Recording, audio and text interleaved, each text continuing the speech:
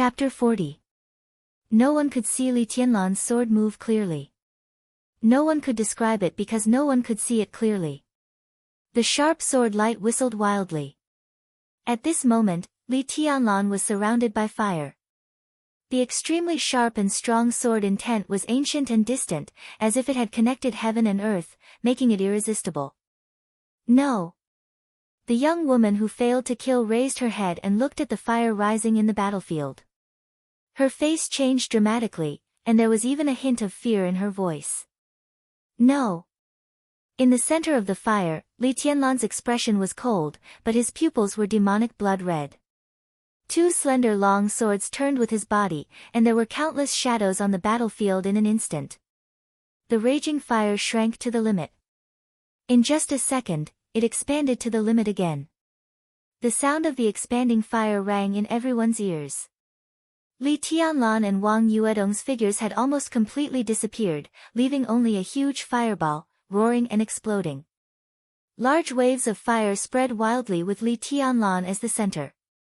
More than a dozen ice-condensing realm elites who had besieged Wang Yuetong disappeared in the fire before they could even scream. Not to mention corpses, not even ashes were left. What a domineering sword move. Near the battlefield, Horsewoman and Enchantress, who were ready to take action at any time, said in unison. They had tried their best to overestimate the power of this sword move, but they still couldn't believe it when they saw it with their own eyes. Although the person who made the move was still in the fire-flaming realm, in terms of power, this sword move might have completely exceeded the scope of the fire-flaming realm, with a taste of thunder. The extreme of the fire-flaming realm. Horsewoman narrowed her eyes and said softly, worthy of the name. Enchantress's face changed, and she couldn't speak for a while. All the unique skills of the Wang family of Beihai were about extreme explosive power, which was well known in the dark world. Their patriarch, Wang Tianzong, was the #1 expert in Zhongzhou state. Even without the human emperor, he deserved to be #1. There were few people in the world who could withstand his instant explosive power. But now Li Tianlan's sword move made Enchantress's scalp tingle. This sword move was also pursuing extreme explosive power. Although it was not the extreme way of the Wang family of Beihai, in terms of power, it was not much worse than the unique skills of the Wang family of Beihai. Such a figure was now involved with a behemoth like the Samsara Palace. If they became enemies in the future, they would definitely be strong enemies of the Wang family of Beihai. The Enchantress hesitated for a moment before deciding not to move. Li Tianlan's sword strike could be said to be peerlessly powerful. With her eyes, she could naturally see that he was still forcibly improving his realm. This meant that Li Tianlan had at least reached the fire-flaming realm before. But according to the data, Li Tianlan was only 19 years old now. A young man with wind and thunder veins who had reached the fire-flaming realm before the age of 19 was as talented as Wang Xingshao of the Wang family of Beihai. Li Tianlan was a freshman who could kill Lu Xiuwei in the ice-condensing realm. Now that he was forced to the fire-flaming realm, even if she showed up now, it would be meaningless. It was better to hide in the dark and see what other trump cards Li Tianlan had. The frost melted. The storm stilled. The flames dispersed. Li Tianlan appeared in the field again with two swords in his hands. Wang Yuetong was not hurt except that her face was pale. Obviously, although Li Tianlan's sword strike was powerful, he controlled it very well and did not affect her at all. Less than 10 meters in front of them were two young men and women in the fire-flaming realm. At this moment, both of them were dumbfounded. They looked at the empty scene with incredulity on their faces. Gone, everything was gone. After that sword strike, more than a dozen elites who had just besieged Wang Yuetong seemed to have never existed, and no trace of them could be found. Where are they? The young woman looked at the scene in front of her and subconsciously murmured to herself. The road to hell is long. I think they are still waiting for you. They can't be far away. Li Tianlan held his sword, and his whole body exuded a kind of extremely crazy coldness and killing intent. At this time, he was different from the calmness in the Sky Academy. Now, there was only one feeling that Li Tianlan gave people. Dangerous. Absolutely dangerous. How dare you kill them? The young woman suddenly raised her head and looked at Li Tianlan with hatred in her eyes. There was a trace of ruthlessness in her angry expression. Today's action squadron was the painstaking effort of the couple for many years. 18 experts at the peak of the ice-condensing realm or close to the peak of the ice-condensing realm, plus the couple, made up a squadron. She was number 1, and the young man was number 2. The 18 elites could be said to be their most precious wealth, and also the capital for them to gain a foothold in the organization. But now, all the capital was gone, and they were killed by a sword strike. Number 1's heart seemed to be torn apart, and the pain and despair even made her unable to breathe for a moment. Damn you! She stared at Li Tianlan in front of her and gritted her teeth. Blood flowed down the corner of her mouth, and her expression was distorted. Her charming face was as ferocious as a ghost at this time. The young man, number 2, stood beside number 1 with a crazy look in his eyes. He opened his mouth a few times, and his voice was hoarse. He turned out to be a mute. A mute? Li Tianlan's heart skipped a beat, and he glanced at the pale Wang Yuetong. To trace the origin of these people, this mute might be an obvious feature. Do we need to keep him alive? I don't have much time. Li Tianlan frowned and suddenly asked in a low voice. Wang Yuetong found that as Li Tianlan spoke, the red blood was flowing down the corner of his mouth, and his face seemed to become a little twisted. Wang Yuetong suddenly understood what was going on, and she also knew that Li Tianlan's peak state was in the fire-flaming realm. It was scary to hear that a man who was less than 19 years old in the fire-flaming realm and possessed the wind and thunder veins. But for some reason, Li Tianlan's strength had fallen to the bottom. Now it was a matter of life and death, and he could force himself to return to his peak state. But the pain of bearing the power of the fire-flaming realm with the strength of the chi-controlling realm was like thousands of arrows piercing his heart every minute and second, and it was worse than death. Even if Li Tianlan was strong-willed, how long could he stay in the fire-flaming realm? This was different from when he was in the ice-condensing realm. In his current state, 3 to 5 minutes was his limit. No, we can't get anything out of him. Wang Yuetong said quickly, and then she asked, Senior brother, how are you? Li Tianlan smiled, shook his head slightly, and turned around directly. His eyes suddenly became demonic and dead. Number 1 and number 2 in front of him were the attackers. They were angry because their men were killed, and because Li Tianlan directly wiped out the foundation of their future foothold in the organization. But Li Tianlan had more reason to be angry. The price of forcibly upgrading to the fire-flaming realm was unimaginable. The injury and pain were secondary. In this way, the squeeze on his future potential was the most fatal. The fire-flaming realm was a very special realm for him. This forcible upgrade could only last a few minutes, but it would take at least 1 more year when he really stepped into the fire-flaming realm and broke through to the thunder-shocking realm in the future, and it might not necessarily achieve the desired effect. 1 year. This price was almost unbearable for him. Li Tianlan closed his eyes and felt the pain in his body. The corner of his mouth twitched, revealing an extremely twisted smile. The temperature in front of him rose instantly. Number 1 and number 2 attacked at the same time, trying their best. Their elites were all lost. Only by completing the task could they continue to survive in the organization and even have a chance to regain their foothold. If they failed the task and suffered such a heavy loss, even if they went back, they would probably live a life worse than death. So they had to kill Wang Yuetong and Li Tianlan. Li Tianlan paid such a price to enter the fire-flaming realm. If he didn't offer 2 decent heads to the sword, he could die of grievance, which would affect his state of mind and will. For him, the 2 in front of him also had to die. The fire rose. Number 1 and number 2 moved at the same time, and the fire around them completely merged. Suddenly, there was a trace of electric light floating in the fire. Watch out! Wang Yuetong's pupils contracted instantly. Their martial arts obviously had a lot in common, which was almost the same as Lu Dongchao and Lu Dongyu in the Sky Academy. When they joined forces, their power was doubled. In this state, number 1 and number 2 were almost one person, and their combat strength was almost equal to that of an expert who had just entered the thunder-shocking realm. The electric light kept floating in the fire, and Li Tianlan and Wang Yuetong were surrounded by burning flames. At this point, Li Tianlan had no choice but to move forward. As long as he retreated a little, the sword light floating in the fire would probably fall on him. At that time, both he and Wang Yuetong would be burnt to a crisp in an instant. Number 1's expression had calmed down. She and number 2 moved at the same time, less than 10 meters away. They walked very slowly, but with every step they took, the electric light in the fire became more dazzling. Li Tianlan's eyes had narrowed into a line.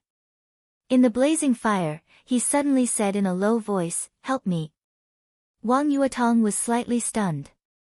Thinking of the scene in the maze of the entrance maneuver, when facing Lu Xiuwei, he refused to use his unique skills. Wang Yuetong's heart skipped a beat and she raised her hand again.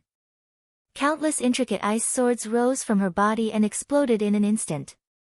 The air that was burning with flames suddenly had a hint of coldness. Ice and fire blended together. Under the refraction of the sun, everything became blurred again. Li Tianlan suddenly closed the slender swords in his hands. The moment the two swords came together, a crisp sound was heard as the two swords combined into one.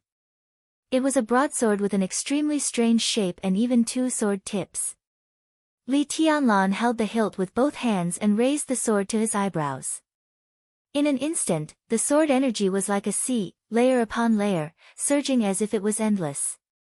The sword had not been drawn, but the sword energy was everywhere. The fire on number 1 and number 2 was still flowing, burning around Li Tianlan and Wang Yuetong. But as Li Tianlan raised the sword, all the fire shook violently, as if it was going to be extinguished. Even the electric light seemed to shake violently. Li Tianlan looked calm, but his scarlet pupils became more and more demonic, like dripping blood. In the Li family's martial arts and the unique skills he had practiced, the sword just now had a famous name, but now he didn't know how many people still remembered it. It was called the Eighth Blade. The eighth blade burned the sky. And now this sword was the ninth blade. The ninth blade of dusk. The sword edge in Li Tianlan's hand vibrated, and the fire burning around him suddenly swayed more and more violently, as if it would be extinguished at any time. Number 1 and number 2's expressions changed. But before they took the initiative to attack, Li Tianlan had directly drawn his sword. His body didn't seem to move, but he directly appeared in front of the two, raised the long sword high, and directly chopped down. All the fire went out in an instant. Between number 1 and number 2, there was only a faint but extremely terrifying electric light. The long sword chopped down from above. At first, there was silence. A horrible whistling sound suddenly broke out in the process of the sword edge downward. Everywhere was moving. With Li Tianlan as the center, the air within dozens of meters around him was shaking and twisting violently. The fire rose from dozens of meters in all directions, all gathered toward Li Tianlan, and then disappeared, but the surrounding temperature was rising sharply. Chapter 41. An extreme sense of danger shrouded her heart. Number 1 could no longer hold it in and screamed. The electric light that was floating around her and number 2 suddenly leaped up and streaked across the dim environment before them, colliding with the long sword that was falling down from the sky. The dim environment in front of them suddenly dissipated. Intense flames suddenly burst out, forming a continuous stretch, all of them surging towards number 1 and number 2 in front of them. Number 1 and number 2 screamed to defend themselves. For a moment, the fire was endless. The flames of the two sides were entangled, and everything around them was pure heat. Only a slender pair of swords surrounded by lightning rushed to the sky, flying higher and higher.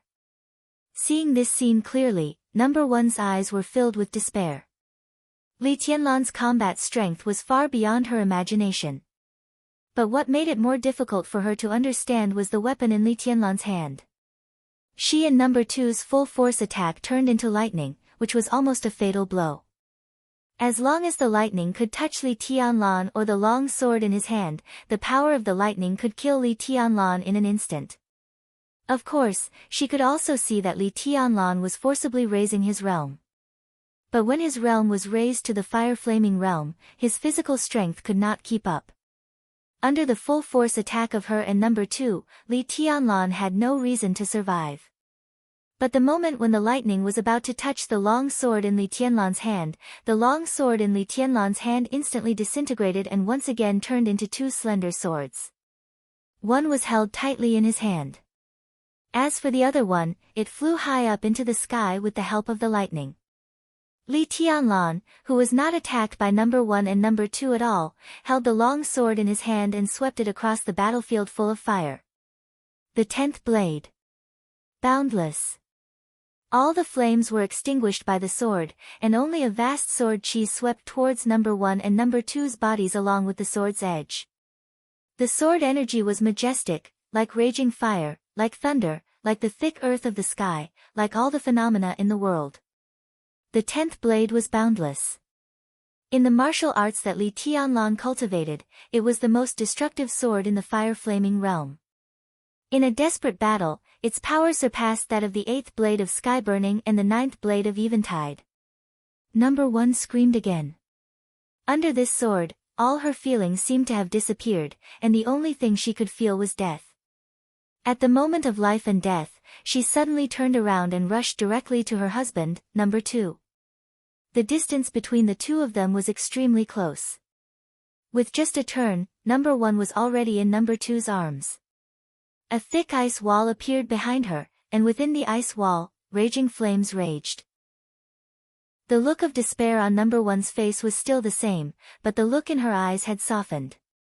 The deadly flash of the sword behind her seemed to have disappeared from her mind. She just looked at number 2's face, as if she wanted to carve this face she had known for so many years into her soul. The long sword and the sword chi swept across. The ice wall instantly shattered, and the flames disappeared. The sharp edge of the sword flashed across number 1's waist. Blood sprayed everywhere.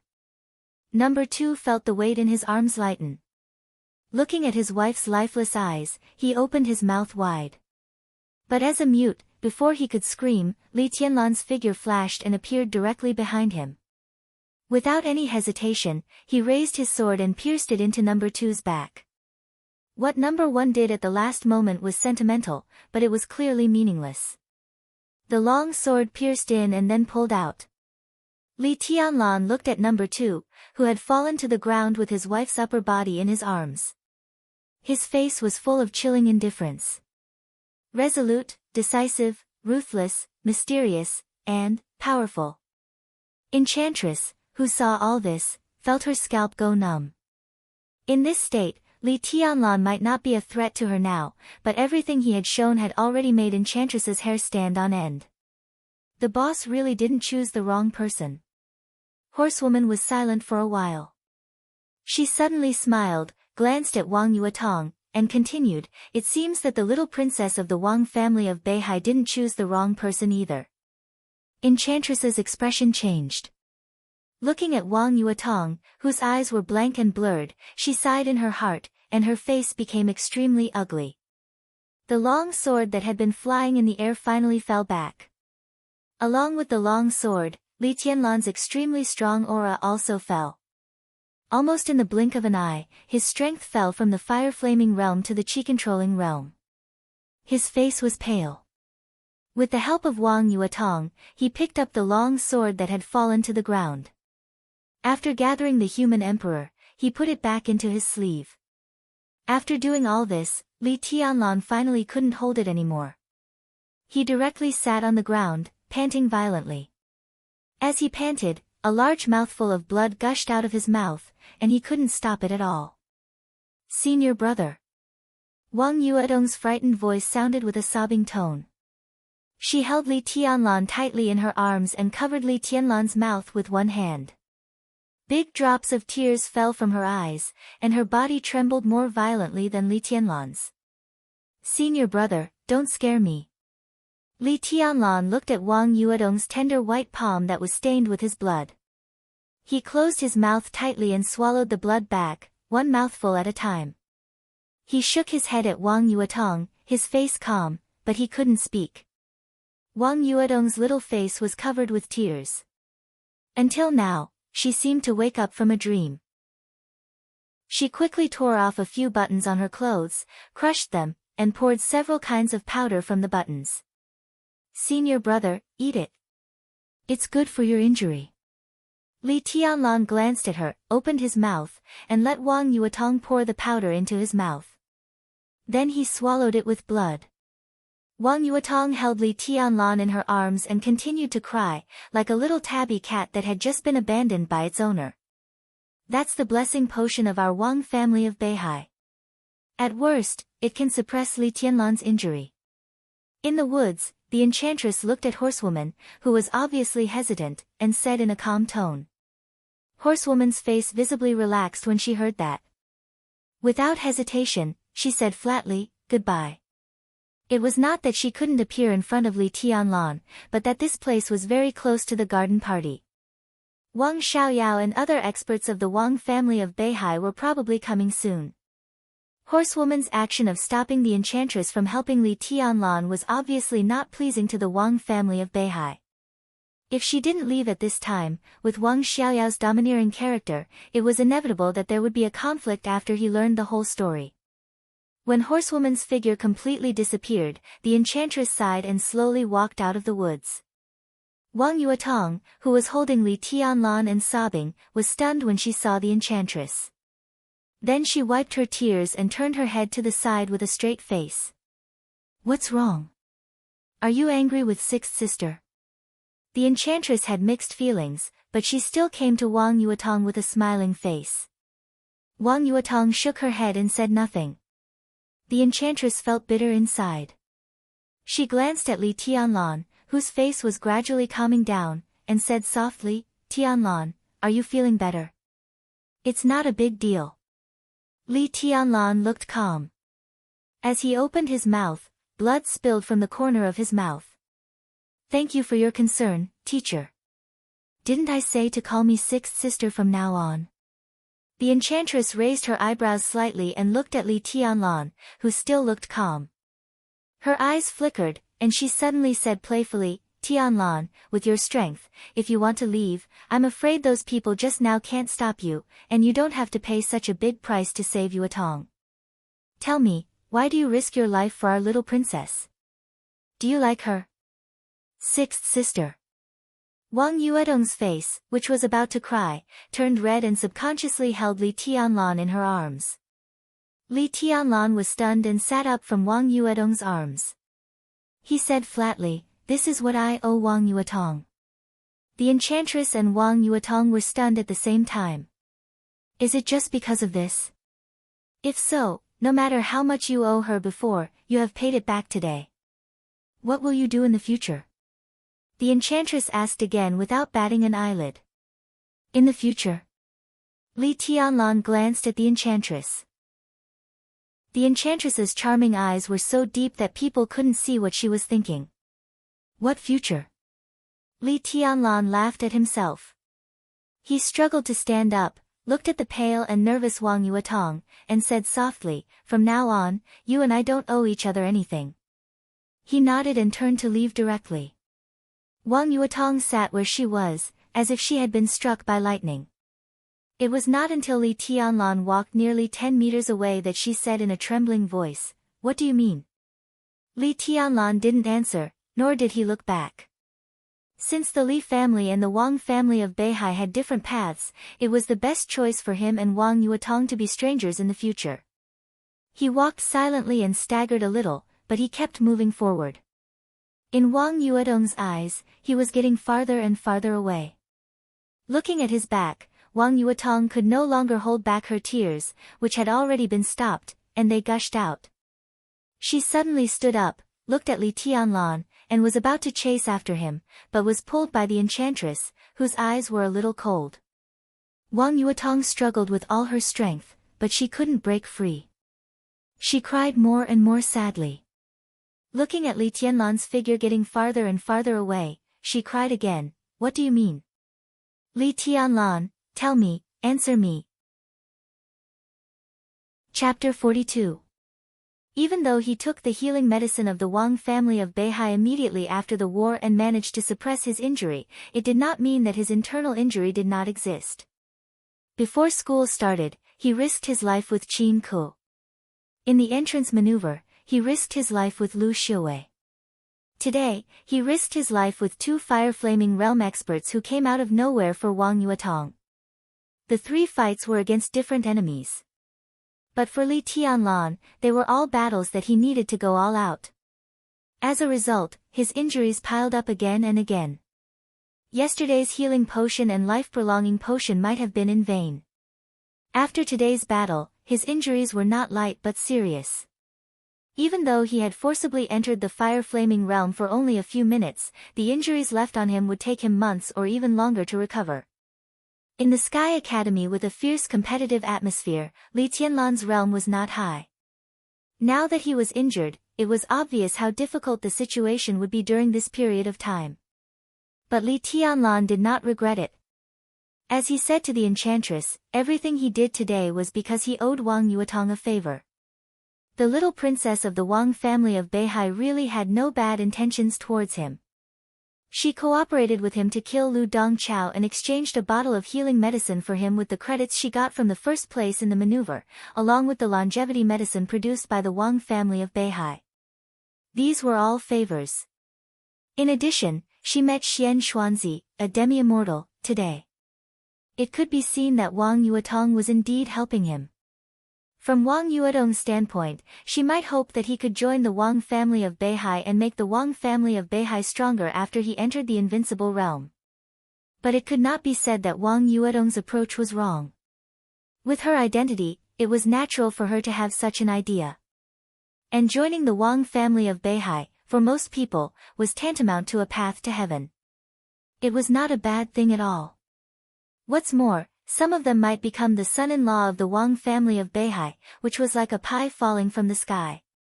But such a path was not suitable for Li Tianlan.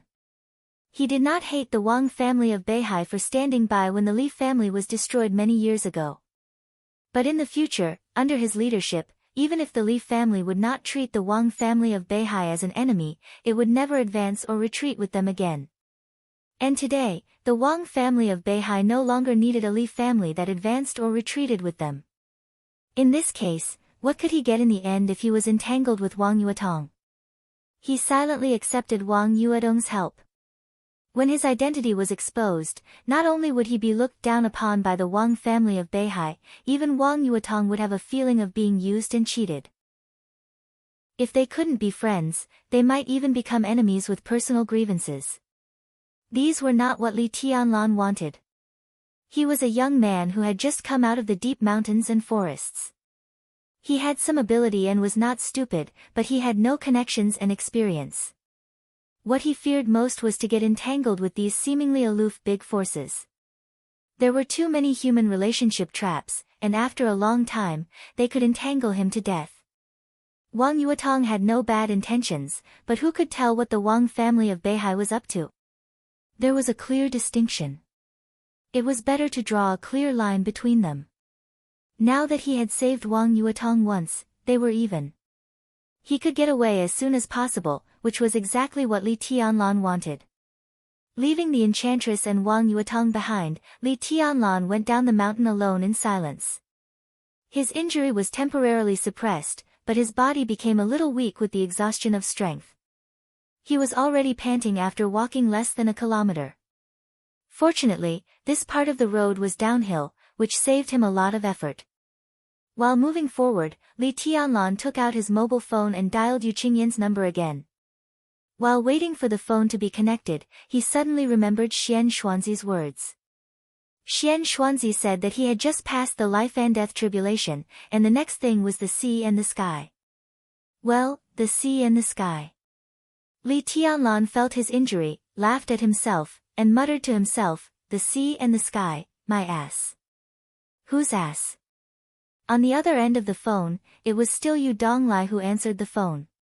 He heard the last few words of Li Tianlan and said subconsciously. Nothing.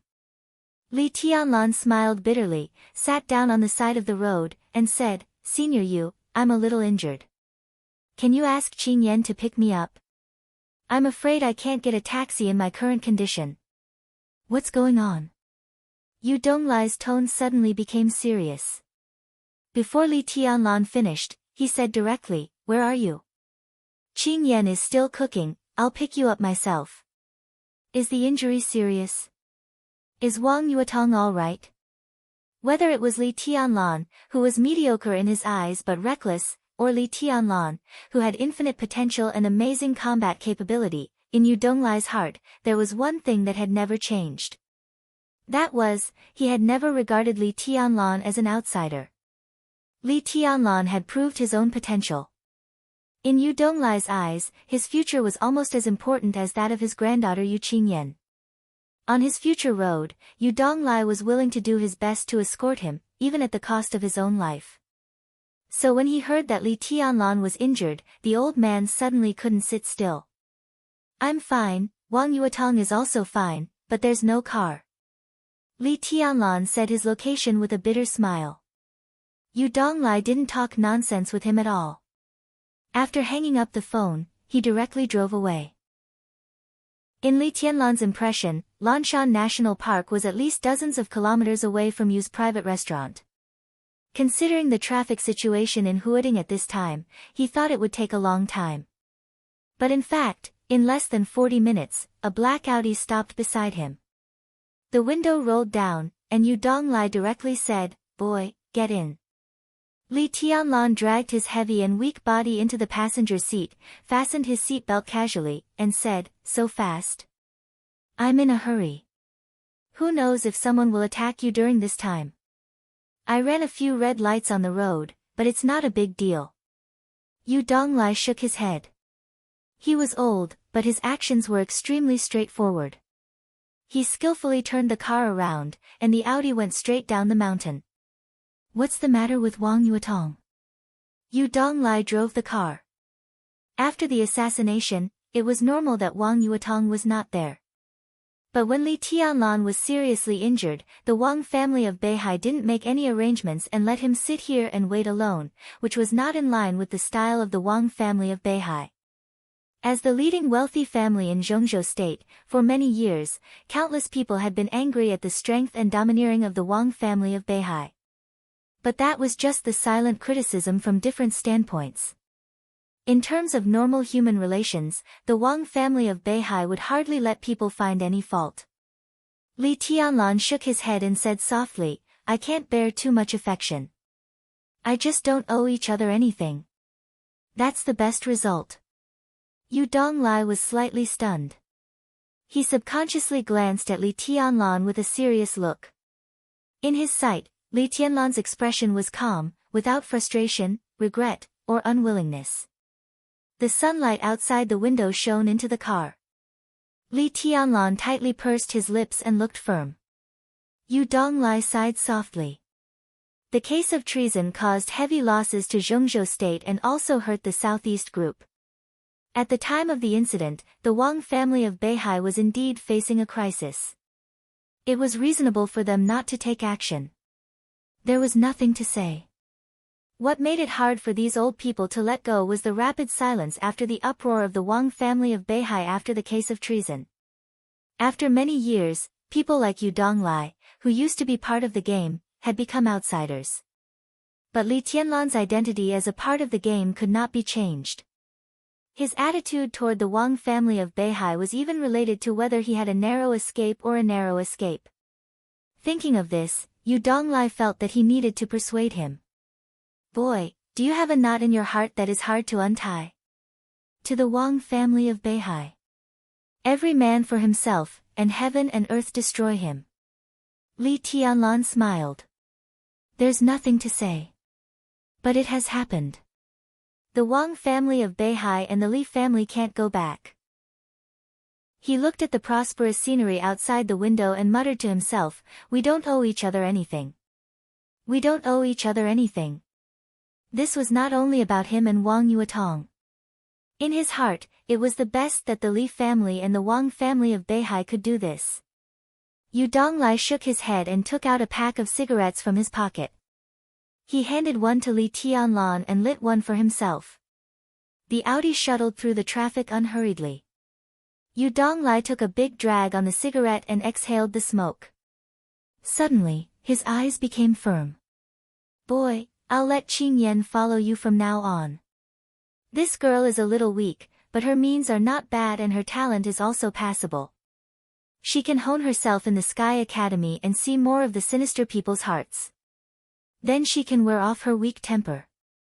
It won't be a problem for her to enter the thunder-shocking realm within 10 years. At that time, she can also help you a lot. Li Tianlan looked at Yu Donglai with a strange look in his eyes. Get lost. Yu Donglai scolded him with a smile and exhaled a mouthful of smoke. I said let Qin Yan follow you and help you, not be your wife. You have a lot of love affairs in your life. I can't bear to let you harm my granddaughter, but she can still be an assistant. As he drove, his tone paused slightly. His smile faded and his eyes became a little lonely.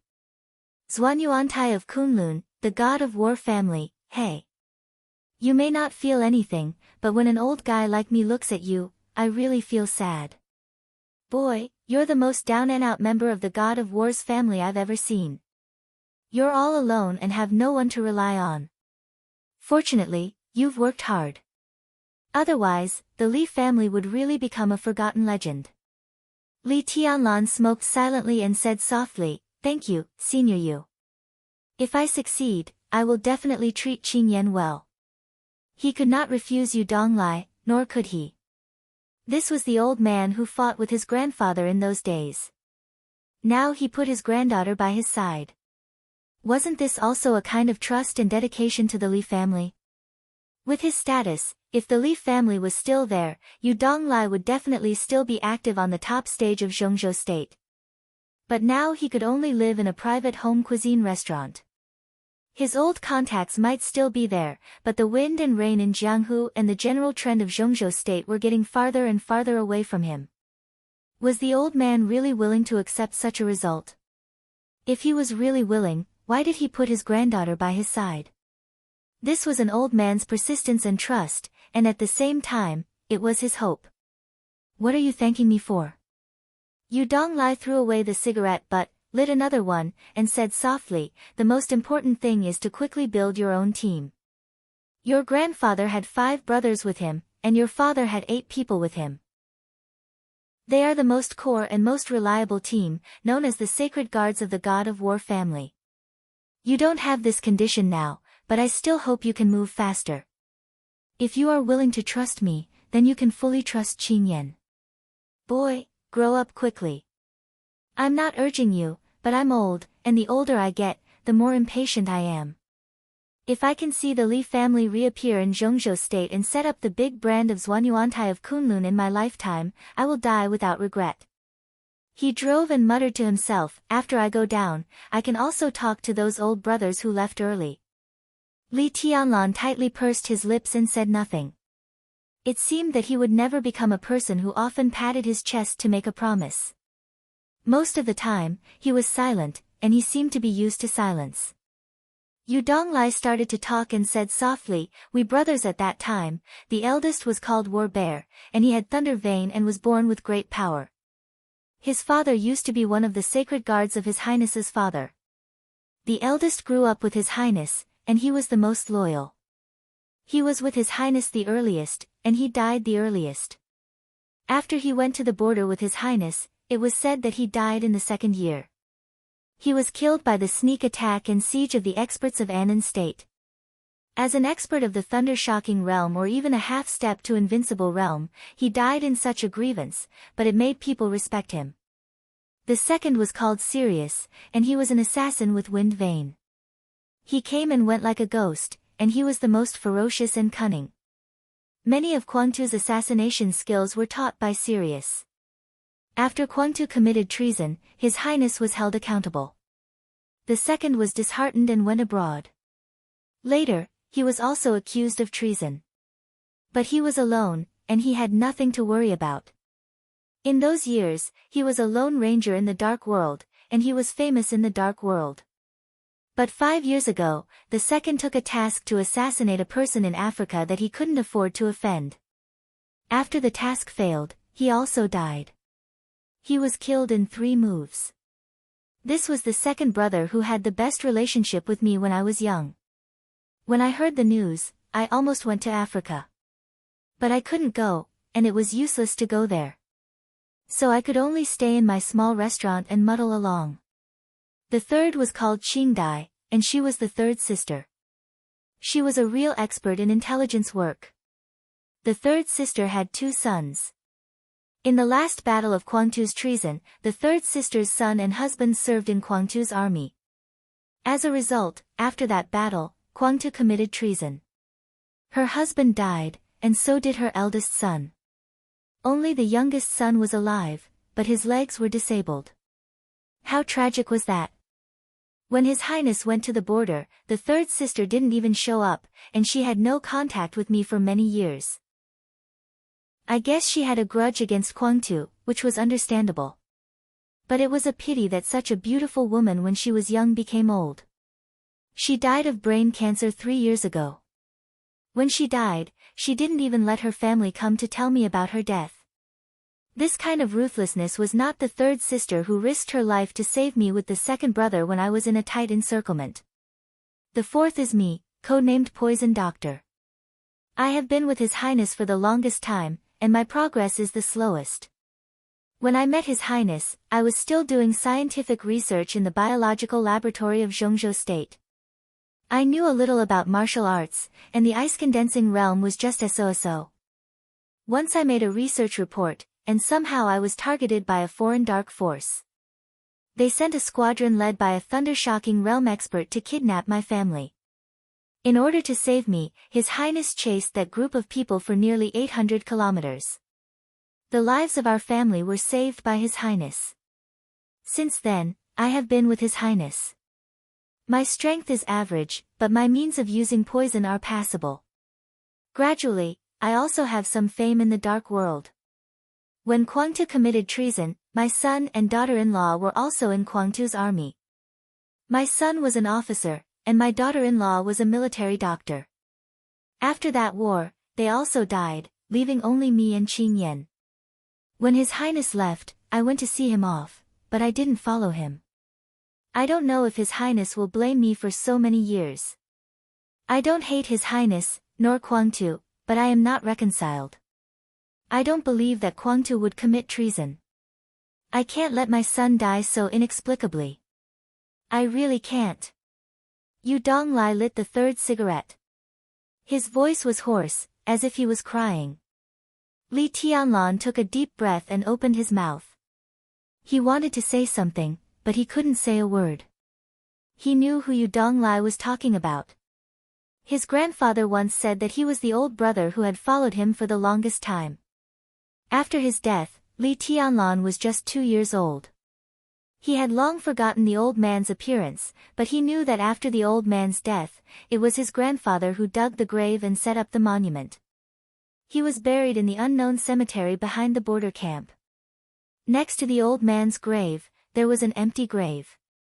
When he was a child, Li Tianlan had never known for whom the empty grave was erected. It was not until more than a year ago when he secretly returned to the border from the desert in Beijiang that his grandfather laughed and said that the empty grave was prepared for himself that night, when he was half drunk. Li Tianlan had also seen the old man's children, a son and a daughter. In his memory, the uncle was quite tall and strong, and the aunt was plain but gentle. But now, the old man's children also died at the border one after the other, less than a month apart. They were loyal and had no regrets, but in the end, they didn't have a good end and had no descendants. Whose responsibility was it? The Li family had failed them and many people, such as Yu Donglai now, Qing Dai who died of illness a few years ago, and the 120,000 soldiers who were wiped out with his father's treason, as Gu Yunxie said. These old scores were all engraved in Li Tianlan's heart, dripping with blood and deeply engraved in his bones. Kunlun City. Prince Group. Li Tianlan narrowed his eyes slightly to hide the demonic red light in the depths of his pupils, and murmured softly, "There will be an explanation, there will be." Yu Donglai patted Li Tianlan's palm and didn't speak. Senior Yu, where is Lao Wu? Li Tianlan was silent for a while and continued to ask. Lao Wu, he is the youngest of the 5 of us, just over 60 years old this year, right? When he was with His Highness, he could even be regarded as a young man. His code name was Fire Man, known as the strongest expert in the fire-flaming realm. Until the end, he never entered the thunder-shocking realm, but 8 or 10 people at the peak of the thunder-shocking realm died in his hands. Because he was young, he was sent by His Highness to serve as the second-in-command in Quangtu's army. When Quangtu committed treason, the border was chaotic and there were constant conflicts. He was on another front. But after Quangtu committed treason, as the second-in-command of the army, Lao Wu was also held accountable and was directly thrown into the desert prison by the people of the Prince Group. There has been no news for many years, and no one knows whether he is dead or alive. At that time, His Royal Highness once said that among the 5 of us, Fire Man was the first in terms of talent and was truly invincible.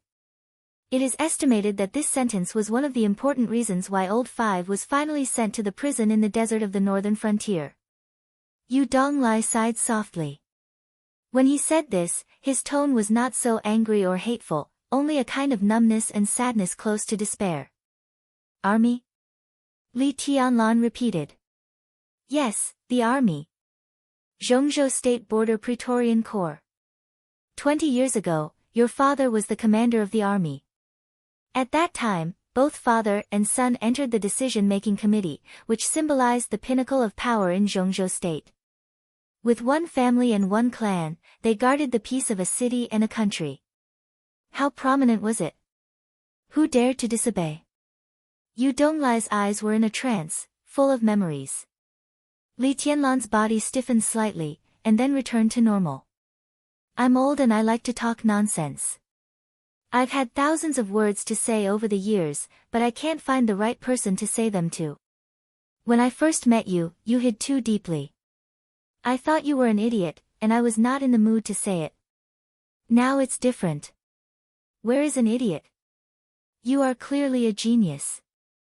Boy, don't let us old guys down, please. Yu Donglai shook his head violently and laughed. Li Tianlan nodded silently and said nothing. By the way. Yu Donglai held the steering wheel and turned a corner. Suddenly, he said, the map of God of War of Zhuanyuantai of Kunlun is known as the Bible of martial arts in the world. Which chapter of the map of God of War do you cultivate? The map of God of War.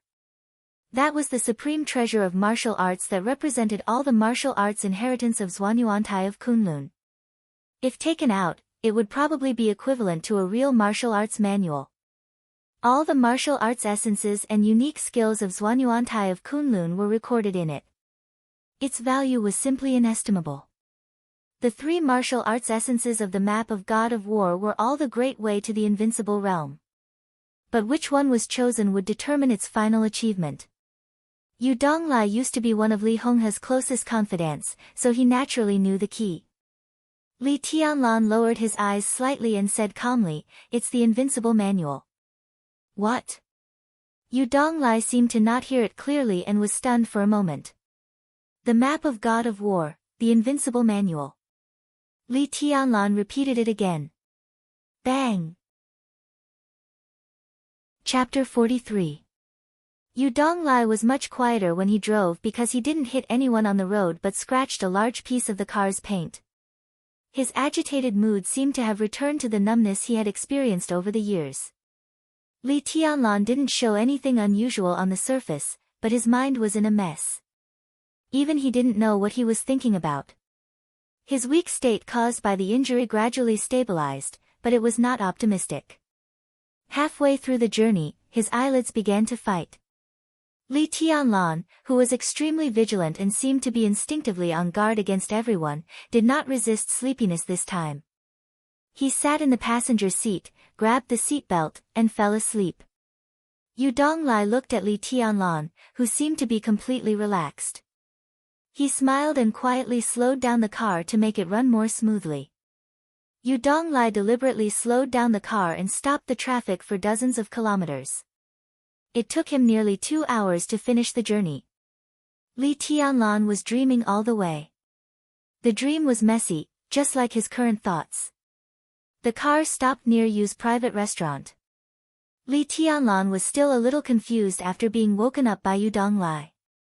In the dream that seemed to last for a long time, there was his grandfather, a border veteran whom he had met when he was a child but was later buried in the cemetery, Qin Weibai, Ning Qiancheng, Li Beidian, and Wang Yuetong.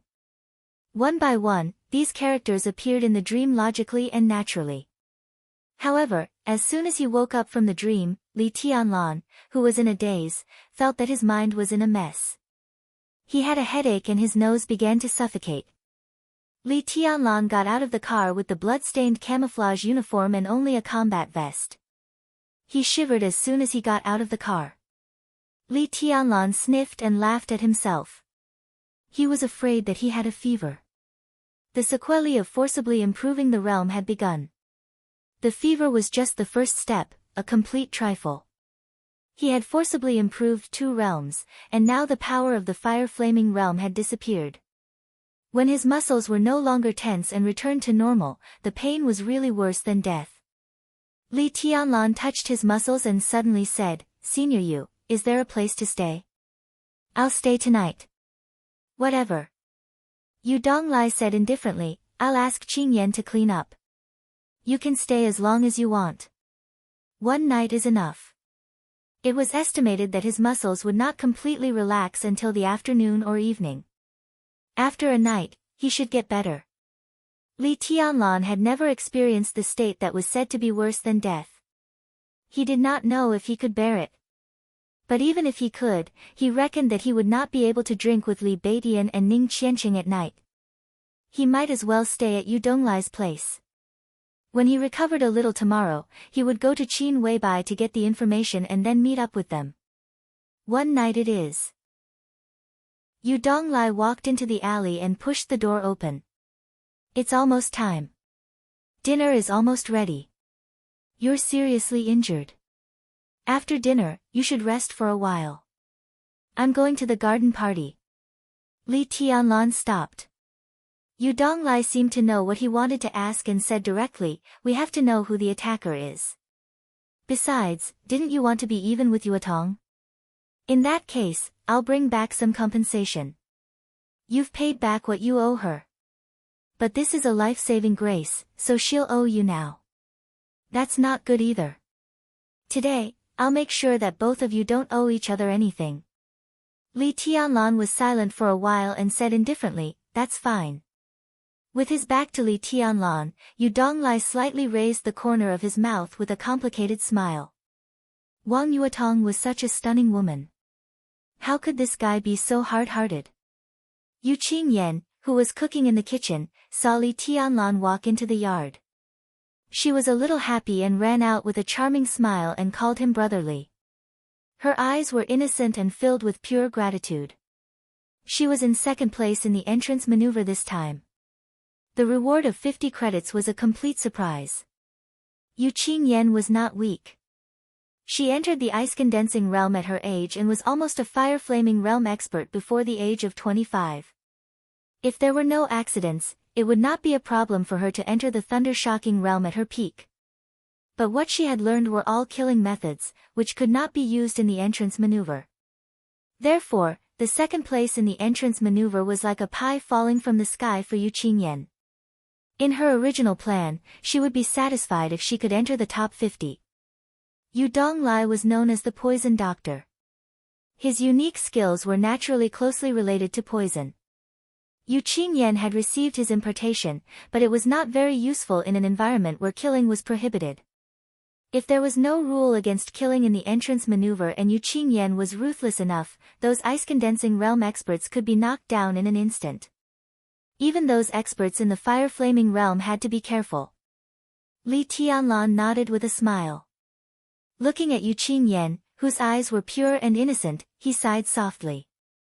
In terms of talent and means, Yu Qingyan was naturally very good.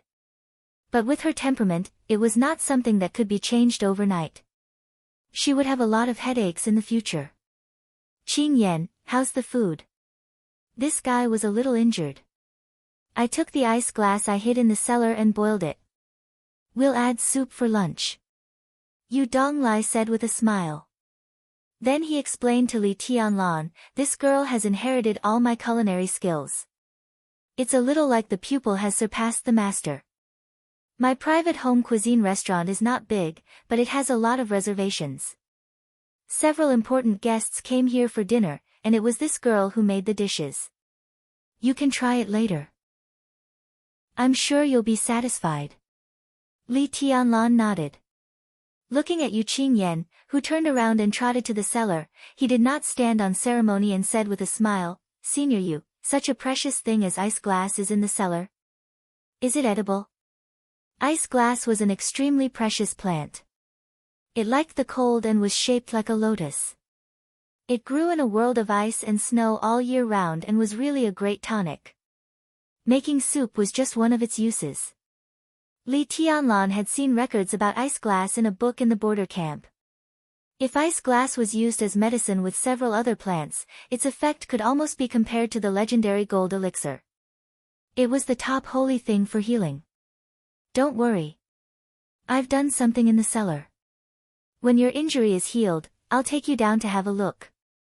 Yu Donglai smiled and led Li Tianlan into the dining room in the yard.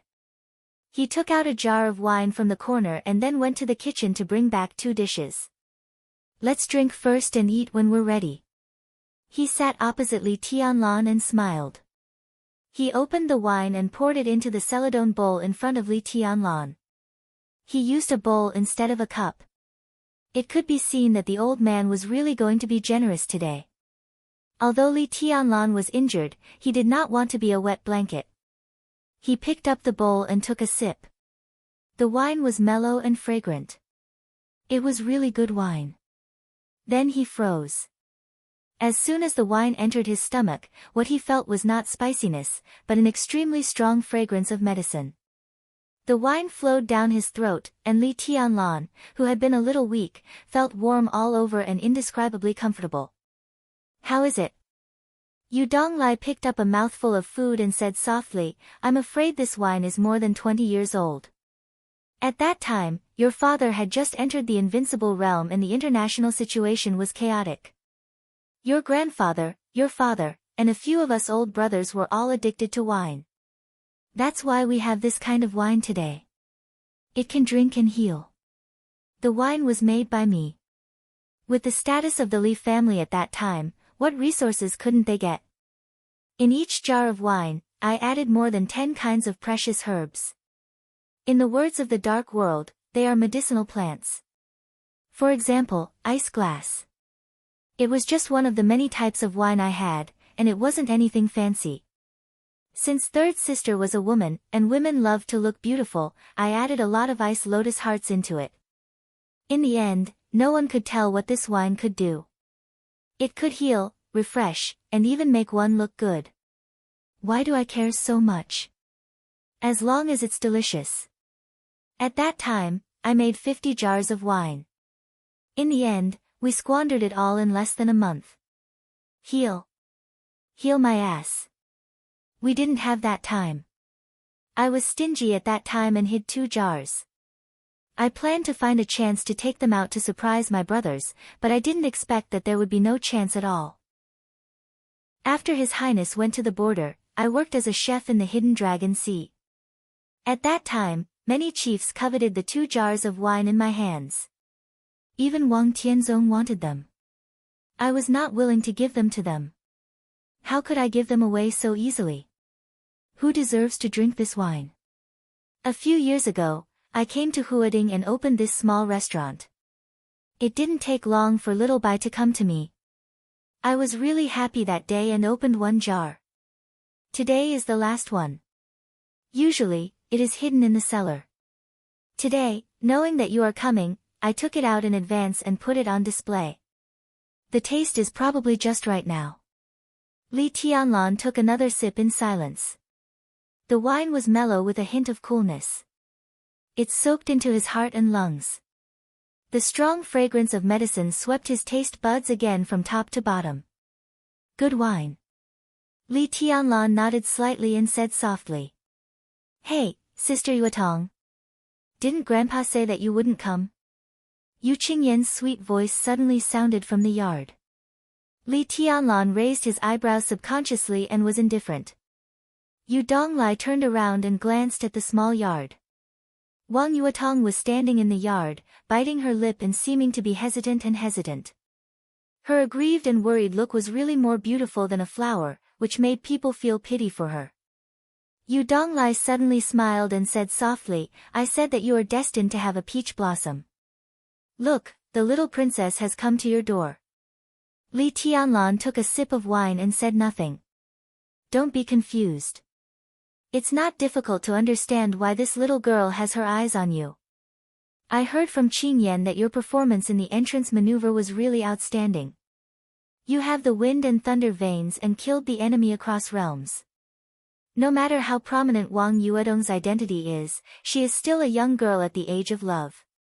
Even if she doesn't fall in love at first sight, it's not surprising that she can't help but get close to a really outstanding peer.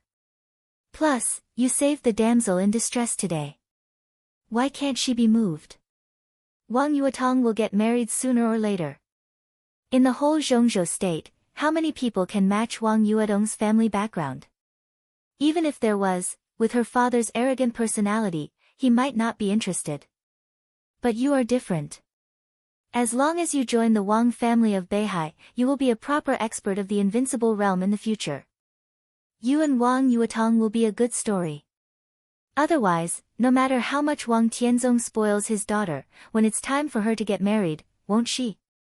Under such circumstances, Wang Yuetong can find a man with great potential who sincerely appreciates her. She will never refuse. It's natural that she has her eyes on you. But if it's just like that, then it's nothing. Even if you save her once, she might not be so eager to repay you with her body. At most, she might be a little moved, and then there will be some tentative contact. But you, boy, just saved her life and you want to be even with the Wang family of Beihai. You really want to be even, but what's the difference between this method and loosening the reins? It's so brilliant. You've outsmarted yourself. Not to mention Wang Yuetong, even a strong woman who has been through hardships and seen big scenes can be teased to death by you. Look, you've just arrived, and you've come to my door. You've overreached yourself. I guess this girl has quarreled with Wang Xiaoyao because of this. Li Tianlan's mouth muscles twitched. He suddenly felt that the good wine in front of him was tasteless. He picked up the bowl and put it down, smiling bitterly. I didn't tease her. It doesn't matter what you think about this kind of thing. It's the truth anyway. It doesn't matter what you say. Yu Donglai was smiling. He seemed to be gloating over the misfortune of others. Li Tianlan's expression was stiff and he was lost in thought. In the yard, Wang Yuetong, who had chatted with Yu Qingyan, seemed to have finally plucked up her courage and walked into the restaurant step by step. The sound of high-heeled shoes tapping on the ground was getting closer and closer. Finally, she entered the door. The little princess of the Wang family of Beihai, who had changed her clothes, stood quietly at the door. She pursed her lips, feeling a little wronged and uneasy. She looked at Li Tianlan with burning eyes. Li Tianlan only felt dizzy. He deliberately turned his head away and did not look at her. Wang Yuetong hesitated again and finally walked to Li Tianlan step by step. The natural fragrance of a young girl slowly drifted over, and Wang Yuedong's soft and aggrieved voice also rang in Li Tianlan's ears. Senior brother, how's your injury? Li Tianlan had mixed feelings. He wanted to say something, but when he thought of the complicated involvement that might occur in the future, he simply gritted his teeth and hardened his heart. He looked cold and said nothing. Wang Yuetong waited for a while and did not get an answer. She bit her pink and red lips hard, and tears seemed to be swirling in her eyes. Why did you do this to me? Did I provoke you? Li Tianlan drank up the wine in the bowl and still kept silent. Such a delicate and stunning beauty looked aggrieved at this time. Yu Donglai could not bear to see such a scene. He coughed dryly. He was thinking of smoothing things over. The sound of high-heeled shoes tapping on the ground outside the door rang again. Everyone looked up at the same time. Yu Donglai's expression was strange. Wang Yuetong slightly opened her small mouth and seemed a little surprised. Li Tianlan suddenly stood up. Surprise and astonishment appeared on his face, and he completely lost his composure.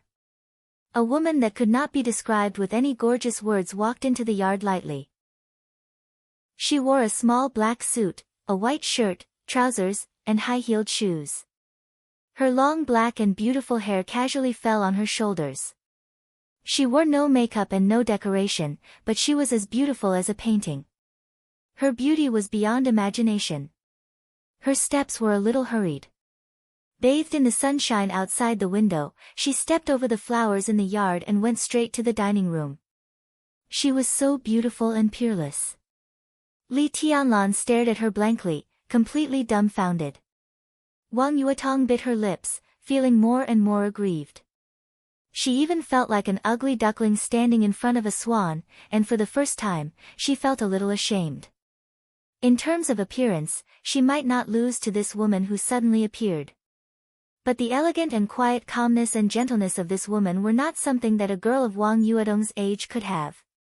This kind of charm was enough to make any man lose himself in an instant. Wang Yuetong knew this woman. Qin Weibai. This was the woman that second uncle yearned for even in his dreams but was unable to obtain. In the past, Wang Yuetong only envied her unparalleled charm. But at this moment, she had some feelings of jealousy for the first time. Qin Weibai walked into the dining room and looked straight at Li Tianlan, her eyes bright. Wang Yuetong, who was closest to Li Tianlan, took a step back subconsciously. Then she suddenly reacted and flew into a rage. Like a cat whose tail had been stepped on, her little face turned red. Li Tianlan finally came to his senses and stammered. Looking at the dreamy woman in front of him, he did not know what to say. He raised his hand, subconsciously scratched his head, and giggled. Chapter 44. He dreamed of her and tossed and turned restlessly. Plus, he was a little hesitant. Li Tianlan undoubtedly had this kind of complicated and simple mentality towards Qin Weibai. Before he met Qin Weibai, he didn't know what love at first sight was. But when he saw her get out of the car at Huading railway station that day, Li Tianlan understood. He told himself at that time that she was the most perfect woman. If there was a fairy who was so beautiful that she seemed to be above the mortal world, it should be her. After a day of contact, they chatted and video-chatted thousands of miles away. Qin Weibai asked Li Tianlan if he missed her. How could he not? He thought so much that he almost went berserk, but what else could he do other than think? Could he really have such a woman? Was she really something he could have now? He couldn't be blamed for worrying about personal gains and losses. He was a young man who had almost nothing in the deep mountains and forests. When he met the goddess in his heart, no matter how well the goddess treated him, he couldn't accept it calmly. Being on tenterhooks was the least of his worries. There might be fierce men who had nothing but dared to throw themselves on the goddess's bed when they saw her, but he wasn't Li Tianlan. He really liked this woman. He liked her very much. He even regarded it as his greatest ambition to have her. How heavy was this kind of love? But at this moment, holding Qin Weibai's face in his hands and feeling her tender and delicate skin, Li Tianlan's heart had never been at peace. He looked at Qin Weibai's face seriously. At this moment, he was finally sure that the woman in front of him was very close to him. She was so close that he could see his own reflection in her bright eyes, so clearly. Li Tianlan looked at her quietly. He had 1,000 words in his heart, but he couldn't say them. He was actually obsessed. Ahem. Yu Donglai coughed heavily and interrupted the two people in front of him. Sit down first. Qing Yan, it's time to eat, right? Serve the dishes. Boy, drink 3 bowls of wine before you eat. It's good for your injury. As for the rest, you can take it and bring the jar back to me after you finish. Li Tianlan seemed to wake up from a dream and subconsciously let go of her. When his fingers left the soft skin, he suddenly felt a little reluctant. He wanted to touch it again, but he didn't have the cheek to do so. For a moment, he blushed and became more and more embarrassed. Qin Weibai smiled and took the initiative to hold his hand. She said softly, "I heard that you were attacked and injured." "It's just a small injury. It's not a big deal." Li Tianlan shook his head, his face flushed. Half nervous and half excited, he giggled. Qin Weibai took a deep look at him and then turned to look at Wang Yuetong, who still had tears in her eyes but had regained her composure. "Tianlan got hurt to save you." Her tone was flat, but under her gaze, Wang Yuetong only felt pressure. It was not the sword intent and killing intent in martial arts, but an innate aura, not strong but clear. "Yes." Wang Yuetong bit her lip and stared into Qin Weibai's eyes. "In order to protect me, senior brother fought to the death and forcibly raised his realm to the fire-flaming realm. He killed several experts in the ice-condensing realm and 2 in the fire-flaming realm with 3 swords." Wang Yuetong's tone was light, but in Qin Weibai's eyes, it was inevitable that she was sulking and showing off. "Do you know how dangerous it is to forcibly raise his realm with his current strength?" Qin Weibai gently raised the corner of her mouth into a cold and sharp arc, and the atmosphere of the whole restaurant seemed to become cold in an instant. Wang Yuetong seemed to move a little uneasily. She had never experienced such a scene of jealousy and blame. But looking at Qin Weibai's face, which made her lose confidence more and more, she still stubbornly said, "Senior brother Tianlan didn't blame me, it's a virtue for a man to be generous." Qin Weibai interrupted Wang Yuetong and said lightly, "It's understandable that he doesn't blame you.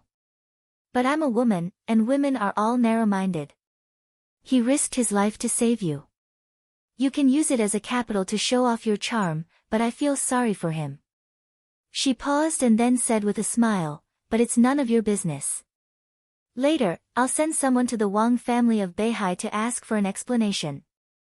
"Nonsense, I didn't." Wang Yuedong's little face turned red again, and her big eyes looked at Li Tianlan in a panic. She seemed to be explaining, "I didn't use senior brother Tianlan's risking his life to save me as a capital to show off." She pointed at Qin Weibai in exasperation, her eyes angry. "Oh." Qin Weibai just said, "Oh," lightly, and then ignored Wang Yuetong. She just looked at Li Tianlan with a smile. "I owe junior sister Yuetong some favors. Today, I did it willingly." Li Tianlan sighed in his heart. He didn't know whether to explain to Qin Weibai or to help Wang Yuetong out of trouble. Qin Weibai didn't say anything, but her small hand holding Li Tianlan's under the table slightly tightened. "I asked senior brother Tianlan." Wang Yuetong, whose face was red and even her breathing was rapid, seemed to have thought of a perfect counterattack. She suddenly said, "He said he didn't have a girlfriend." "Really?" Qin Weibai smiled sweetly, raised her hand holding Li Tianlan's, and shook it slightly toward Wang Yuetong. She said softly, "Then he has one now." Simple, direct, and domineering. She didn't even ask for Li Tianlan's opinion. Yu Donglai, who was ignored, didn't get angry. He smiled and shook his head. At this moment, Qin Weibai was the most familiar to him, but also the most strange. He was familiar because Qin Weibai acted like this most of the time when he saw her. He was strange because he didn't expect this girl to be so sharp even when it came to jealousy. Although Wang Yuetong was inexperienced, she was not a simple character. How many minutes had it been? How many times had she been killed in seconds? The old man quietly raised his eyelids and glanced at Wang Yuetong. He saw that the little princess of the Wang family of Beihai was staring at Li Tianlan and Qin Weibai's hands holding together. Her eyes were complicated and a little sad, but then they became firm again. Yu Donglai silently said in his heart, "I've outsmarted myself." He smiled playfully. It was said that Tianlan was fated to have a peach blossom. It was estimated that there would be a lot of fun around him in the future. Li Tianlan's brain was dizzy and blank. He was at a loss, but more than that, he was pleasantly surprised from the bottom of his heart. Everything that happened today was like a dream. In the silence, Flaming Fire, who was almost inseparable from Qin Weibai, pushed the door and walked into the restaurant. As soon as she entered the door, this cold beauty glared at Li Tianlan. Her eyes were angry, as if she was going to kill someone. Li Tianlan suddenly came back to his senses and felt puzzled. He had no idea what he had done to offend this heroine. It seemed that from the beginning when they met, she didn't like him. Flaming Fire walked to the side and sat down without saying a word.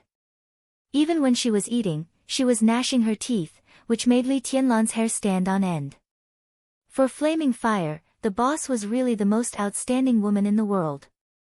However, the boss, who had always been aloof and indifferent to everything, behaved extremely abnormally after seeing Li Tianlan.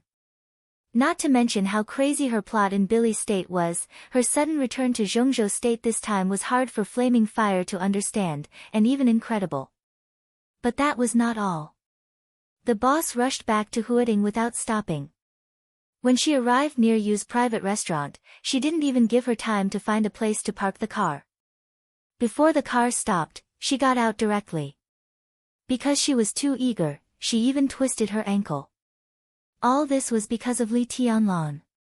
Flaming Fire was so sad that she almost collapsed on the spot. After she managed to calm down, she naturally didn't give Li Tianlan a good look. The meal was calm and full of killing intent. Even Li Tianlan, who was slow to realize, felt a little uncomfortable halfway through the meal. Every time Qin Weibai and Wang Yuedong's eyes met, there seemed to be sparks. Their occasional verbal confrontation could be said to kill people without spilling blood. Yu Donglai watched the scene with a smile. Flaming Fire had been staring at Li Tianlan covetously. Such a strange atmosphere really made Li Tianlan's balls hurt. He barely ate half full and wanted to slip away. Anyway, he was injured now, so it was not wrong to have a good rest. However, as soon as he stood up, Wang Yuetong suddenly said softly, "Senior brother Tianlan, Beidian and Qianqing have also come out. Shall we have dinner together tonight?" Li Tianlan was injured, so he had decided not to have dinner today. In addition, the dinner was probably the most painful time when his muscles were completely relaxed. He subconsciously wanted to refuse, but when he looked at Wang Yuedong's expectant eyes, he opened his mouth but didn't know how to phrase it. "Tianlan, take me home after dinner, okay? Let's go back and have a rest. You can ask your friends to come home. I'll cook for you." Qin Weibai said softly. "Take me home. Follow me home." The meaning was basically the same, but the charm was completely different. "Okay, go home." Li Tianlan was excited and said without hesitation. Wang Yuetong forced a smile and continued to eat. Qin Weibai. She had heard this name countless times and met her several times before. She had a good relationship with Wang Xiaoyao, so she naturally knew how infatuated her second uncle was with this woman. Even in the previous meetings, Wang Yuetong also regarded Qin Weibai as her future second aunt. In the previous meetings, Wang Yuedong's deepest impression of Qin Weibai was that she was beautiful. She had never seen a woman who was more beautiful than Qin Weibai in her life, and she had praised her second uncle for his good taste. As for other things, there was nothing else. But it was not until today that she completely understood how wrong she was. The identity of the future second aunt had long disappeared. At this time, facing Qin Weibai as a rival in love, Wang Yuetong actually felt a sense of suffocation. What a powerful opponent. Wang Yuetong thought silently. When she lowered her head to eat, her eyes were bright and sparkling, and there was no flinching fighting spirit in her eyes. Yu Donglai's evaluation could be said to be right. This time, it seemed that she had really outsmarted herself. After a lunch that was not a living hell but definitely not comfortable, Wang Yuetong, who realized that it would be difficult to defeat Qin Weibai today, restrained her mind and stood up to leave. Yu Qingyan and Li Tianlan stood up to see her off. But this time, it was really a pure classmate's farewell. Wang Yuetong bit her lip and glanced at him. She silently walked out of the restaurant and out of the alley. Until her figure got into the car and left, Li Tianlan did not say a word. In the restaurant. After Li Tianlan and the other two left, Yu Donglai, who had been watching for a long time, slightly narrowed his eyes and whispered, "You sent someone to protect that guy." "It's Horsewoman." Qin Weibai nodded and said in a calm tone. "What a big deal." Yu Donglai smiled slightly and picked up a mouthful of food. "Why do you suddenly want to come back? Things not going well over there?" "Not bad. I just want to come back to see him." When mentioning Li Tianlan, Qin Weibai's eyes were as gentle as water, and there was a kind of heartfelt joy in her tone. Such eyes, such tone, if not for the deep love carved in her bones, there would be absolutely no such feelings. Yu Donglai sighed again, a little baffled, but now he was too lazy to get involved in the young people's love. He would just watch the fun. Flaming fire. Qin Weibai lowered her head to eat a mouthful of rice and suddenly spoke. "Boss." Flaming Fire subconsciously put down her bowl and chopsticks and listened attentively. "Go to the garden party." Qin Weibai's tone was indifferent. "Go to Wang Xiaoyao. We can't let Tianlan's injury go like this. He saved Wang Yuedong's life, so we should at least ask them to come up with something really good. Wang Xiaoyao has a medicine, and only one, codenamed Youth. Go and get it." "Okay." Flaming Fire nodded expressionlessly and stood up to leave. Yu Donglai's expression changed dramatically. Codenamed Youth. This kind of medicine, even in the Wang family of Beihai, was the most precious thing. Wang Xiaoyao was known as King Xiaoyao of the Wang family of Beihai.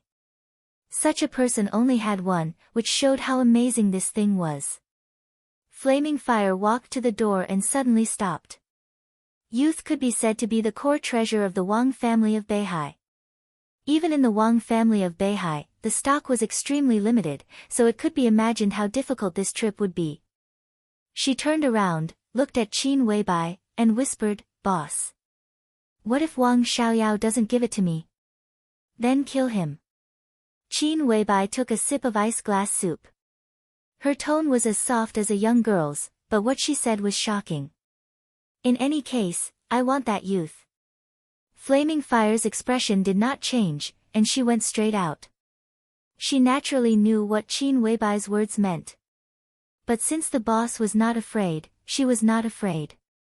Even if she might face Wang Tianzong. Facing the human emperor, the head of the 12 murderous weapons. As for Wang Xiaoyao's infatuation, it was just wishful thinking. What was there to say? "I'll go with her." "Little Bai, you don't have to clean up the dishes. Go do what you should do after dinner." As soon as Flaming Fire went out, Yu Donglai, whose expression changed, jumped up and rushed out of the restaurant.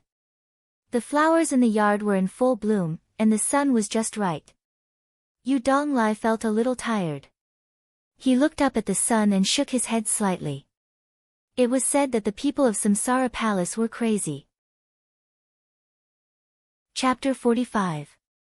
Holding Qin Weibai's soft hand, he walked out of the courtyard of Yu's private restaurant.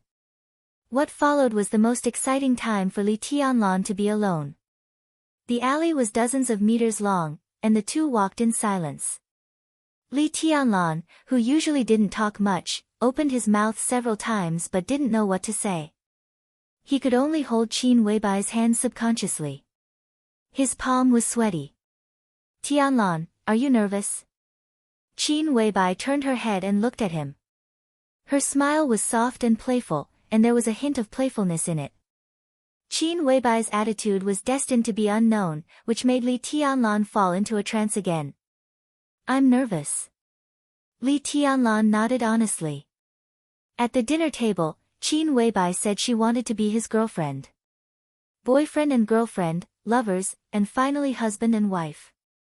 How intimate was this relationship?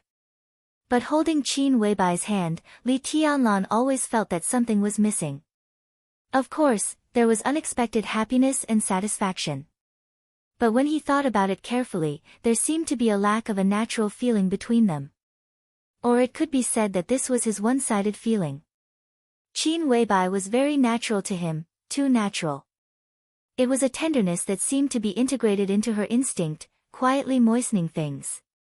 Unconsciously, Li Tianlan had already been unable to extricate himself.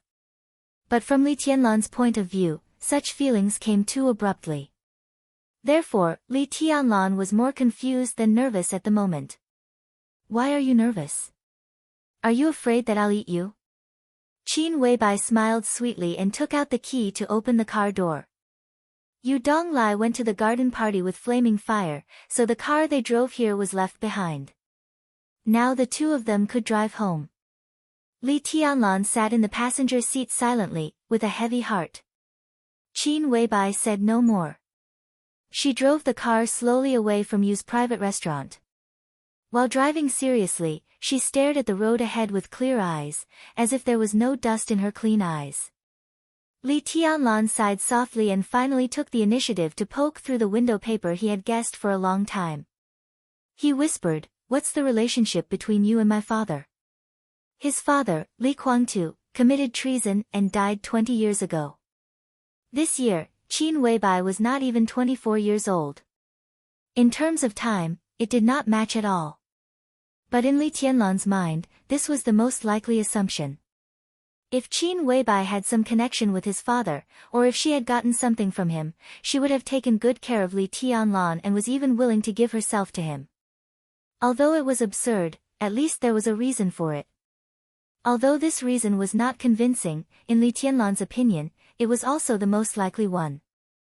As for the connection between his grandfather and Qin Weibai, it was even more unlikely. For many years, his grandfather had always stayed in Li's village.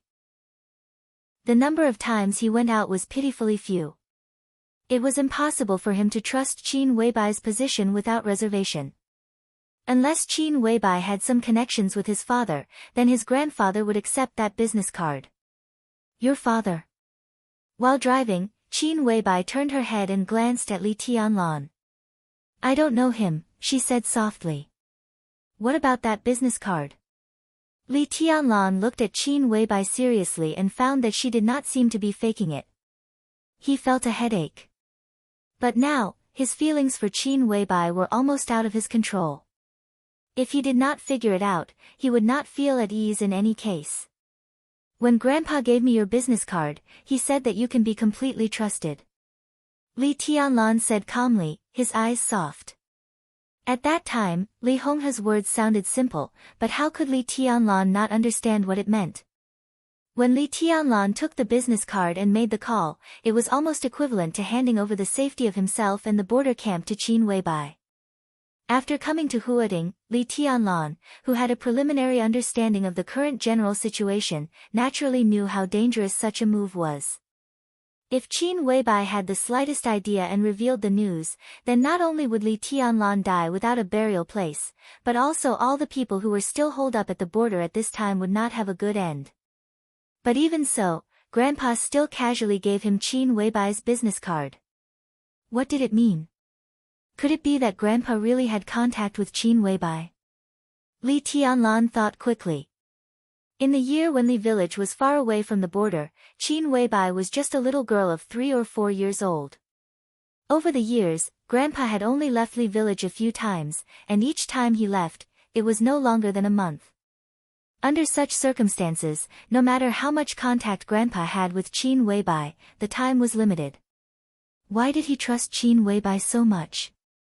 Li Tianlan opened his mouth, but this time Qin Weibai directly interrupted him and said softly, in the year when you were in the desert, I went to the border, met your grandfather, and then left my business card. That's all. That's all. Li Tianlan's face was full of disbelief. Many things are not as complicated as you think. Don't be angry, I'm telling the truth. Although I don't like your grandfather, I have to say that he is a very wise and courageous old man.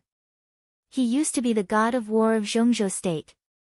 Even though he has lived in seclusion for many years, he is still elegant. Qin Weibai slowed down the car and said in a leisurely tone, so don't make wild guesses. I have nothing to do with your father or your grandfather. I went to the border just for you, and it only has something to do with you. Are you satisfied with this answer? Not only was Li Tianlan not satisfied, but he also felt even more puzzled. Only has something to do with me. What kind of relationship is this kind of relationship that we have never met? Is it worth such a beauty to want to throw herself at me? You said you're willing to be my girlfriend? Li Tianlan took a deep breath and calmed himself down. Dealing with beautiful women was never a worry-free thing.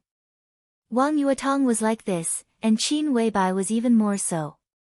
Not only did a few words not clear up his doubts, but they also made him more confused. What's the matter? Yes. Qin Weibai nodded gently, blushing, but her tone became more and more natural. From today on, you are my boyfriend, so don't be nervous, okay? No matter how I am outside, in front of you, I am me. If you are nervous in front of me, I will feel like a failure. Li Tianlan looked at Qin Weibai, lost in thought. Qin Weibai deliberately did not look at him, but just whispered, Tianlan, there are some things that I can't tell you now. I don't mean to hide it, but I don't know how to say it. Give me some time. When I'm ready, you will know everything. I have no secrets in front of you. Li Tianlan's eyes softened, and he reached out to hold Qin Weibai's palm on the steering wheel. He smiled and said, Do you like me? I more than like you. Qin Weibai's body seemed to be a little weak. She looked at the road ahead and muttered to herself, I more than like you. As the saying goes, love doesn't know where it starts, but it goes deep. Does it describe people like us? Li Tianlan looked at Qin Weibai, who was obviously a little absent-minded, and pretended to be relaxed and made a joke. Qin Weibai did not laugh. Love doesn't know where it starts. Don't know where it starts. She bit her lip, and the corners of her mouth rose subconsciously, but her eyes were a little sad. The car drove into a villa area that could only be regarded as mid-range in Huading. Qin Weibai drove the car into the small courtyard of the villa and parked it. They both got out of the car. Before getting out of the car, Qin Weibai opened the storage box. The storage box was obviously modified, and it had a password. Her expression was calm, and she entered a long string of complicated passwords into it. From inside, she took out the blue notebook that Li Tianlan was familiar with, but also strange at the same time. Li Tianlan glanced at it, but did not say anything. After getting out of the car, he took a few steps forward and subconsciously wanted to hold Qin Weibai's small hand. Her hand was as soft and slender as warm jade. As long as he held it, he was reluctant to let go. But Qin Weibai took a few quick steps forward and directly held his arm tightly. Li Tianlan's body stiffened, and he felt Qin Weibai's body almost completely sticking to him. He only felt a raging flame directly rising in his body. But when he saw the blue notebook that Qin Weibai regarded as a treasure, his heart moved, and he calmed down. He wanted to say something but stopped on second thought. What do you want to say? Qin Weibai held his arm and raised her head. Her face was delicate and charming. This was the true charm of a woman. Li Tianlan almost forgot where he was for a moment, and then he came to his senses. He laughed at himself and said softly, I haven't asked you before, but in my heart, I always think that you have something to do with my father or my grandfather, and that's why you are so good to me. Even the notebook in your hand, I once thought it was my father's. But since you said that you have nothing to do with my father, then who does the weekly notebook of the Sky Academy in your hand belong to? Qin Weibai showed a rare hesitation. Li Tianlan was trying to find something to talk about. Seeing Qin Weibai like this, he said at once, I just asked casually. If it's not convenient to say, then forget it. There's nothing inconvenient about it. Qin Weibai opened the front door of the villa, walked in holding Li Tianlan's arm, and said softly, I just don't know how to say it. You should have a look at this notebook, but now is not the time. I'll give it to you when the time is right. You said that this weekly notebook has something to do with me. Li Tianlan looked surprised. He vaguely seemed to find a reason why Qin Weibai fell in love with him, but it was a little unbelievable. It doesn't matter much, but it will help you. Qin Weibai pulled Li Tianlan to sit on the sofa. Her smile was tranquil, just like the decoration of the villa. The interior of the villa, which was about 1,000 square meters, had nothing to do with the splendor of gold and jade, but it made people feel extremely comfortable. From the overall layout to the small details, it was very stylish and had a strong sense of home. She poured a glass of water for Li Tianlan and gently touched the notebook in her hand. Her eyes were in a trance, and she said softly, "This notebook records everything about a chosen one in the past 10 years, including his experience, psychology, views, and even martial arts experience. Everything is in great detail. When the time is right, I will give it to you." A proud son of heaven. Not just anyone could use this term, not even any invincible figure could use it. Among the 4 invincible realm experts in Huaxia, it was estimated that only Wang Tianzong, who held the human emperor, could barely be related to this word. The heavenly sons of Zhongzhou state were born every 500 years. Any one of them was powerful enough to defeat the entire dark world. This person, Li Tianlan frowned. He's been dead for a long time. Qin Weibai's calm tone made Li Tianlan feel strange. She held a delicate celadon teacup in both hands, and her eyes were in a trance, as if she was lost in memories. He can be said to be the most arrogant and ambitious person I have ever seen. When I first met him, it was at Huading Airport. At that time, the only invincible realm expert on the killer list secretly sneaked into Huading for unknown purposes. The Zhongzhou state government originally asked him to investigate the purpose of the invincible realm killer, but he didn't bother to do so and directly came with the intention of killing. On the day he came, almost all the high-level officials in Huading went to the airport to pick him up, including the top leader of Huading, who was very likely to go one step higher. I happened to be there that day. When he got off the private plane, he smiled and looked very kind, with a pet dog in his hand. The top leader of Huading, who was not on good terms with him, went up and wanted to shake hands with him. But he put the leash of the dog in the hand of the top leader, who was a member of the decision-making committee. As for the others, he didn't even look at them and directly attacked. Attacked? Li Tianlan raised his eyebrows and asked in confusion, who did he attack? He attacked the invincible realm killer. I don't know which high-level official he came for. That day, he pretended to be a staff member of the airport and was waiting for an opportunity to take action. Unfortunately, before the invincible realm killer had time to take action, he was discovered by him. The whole battle only lasted a few seconds. The invincible realm killed the invincible realm. Unarmed, life and death were decided in an instant. Li Tianlan's heart beat violently, and his face was fascinated. The invincible realm killed the invincible realm, and it was an instant kill. That kind of scene was beyond his imagination. Really domineering. Then what? He asked. Qin Weibai glanced at him with an unreadable look and said with a chuckle, what then? Then he pulled the leash of the dog from the top leader of Huading, boarded the plane again, and left. From the beginning to the end, he didn't talk to those high-level officials of Huading. I asked him later, and he said there was nothing to talk about. They were a group of clowns, and he would rather play with baby than socialize with them.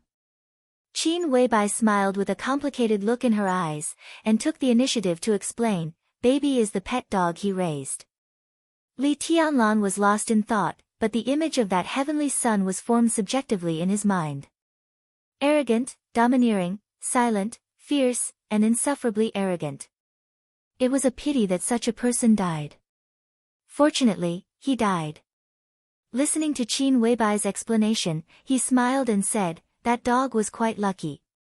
Yes, it could be said to be the most valuable pet dog in years. When he was alive, no one dared to provoke his dog, not to mention him. At a high-profile private party, it was said that a certain invincible realm figure in Kunlun City accidentally stepped on the dog's tail and refused to apologize. In less than 3 days, he died on the way back to Kunlun City, without a whole body. Qin Weibai held the cup, and her words were calm, but her eyes became more and more dazed. Li Tianlan's eyelids twitched, and he once again added a new impression to this strong man. Extreme madness. Such a figure really had the demeanor of ignoring everything and sweeping everything away. Li Tianlan suddenly thought of a sentence, and said casually, "That's what a man should be like. That's what a man should be like." Qin Weibai smiled bitterly. At that time, he was indeed insufferably arrogant and invincible. But so what? Didn't he die in the end? He made his debut at the age of 19, and was killed at the age of 29. 10 years of magnificent events, but in the end, wasn't it a sad song? Li Tianlan was stunned. In any case, he had never thought that such a figure would die at such a young age. How did he die? He asked softly. This time, Qin Weibai was silent for a full 5 minutes, and then said softly, "It was said that he died in a siege, but in fact, he died of betrayal. His last battle was earth-shattering. More than 20 experts at the peak of the thunder-shocking realm and 6 invincible realm experts besieged him at the same time, but all the thunder-shocking realm experts were annihilated.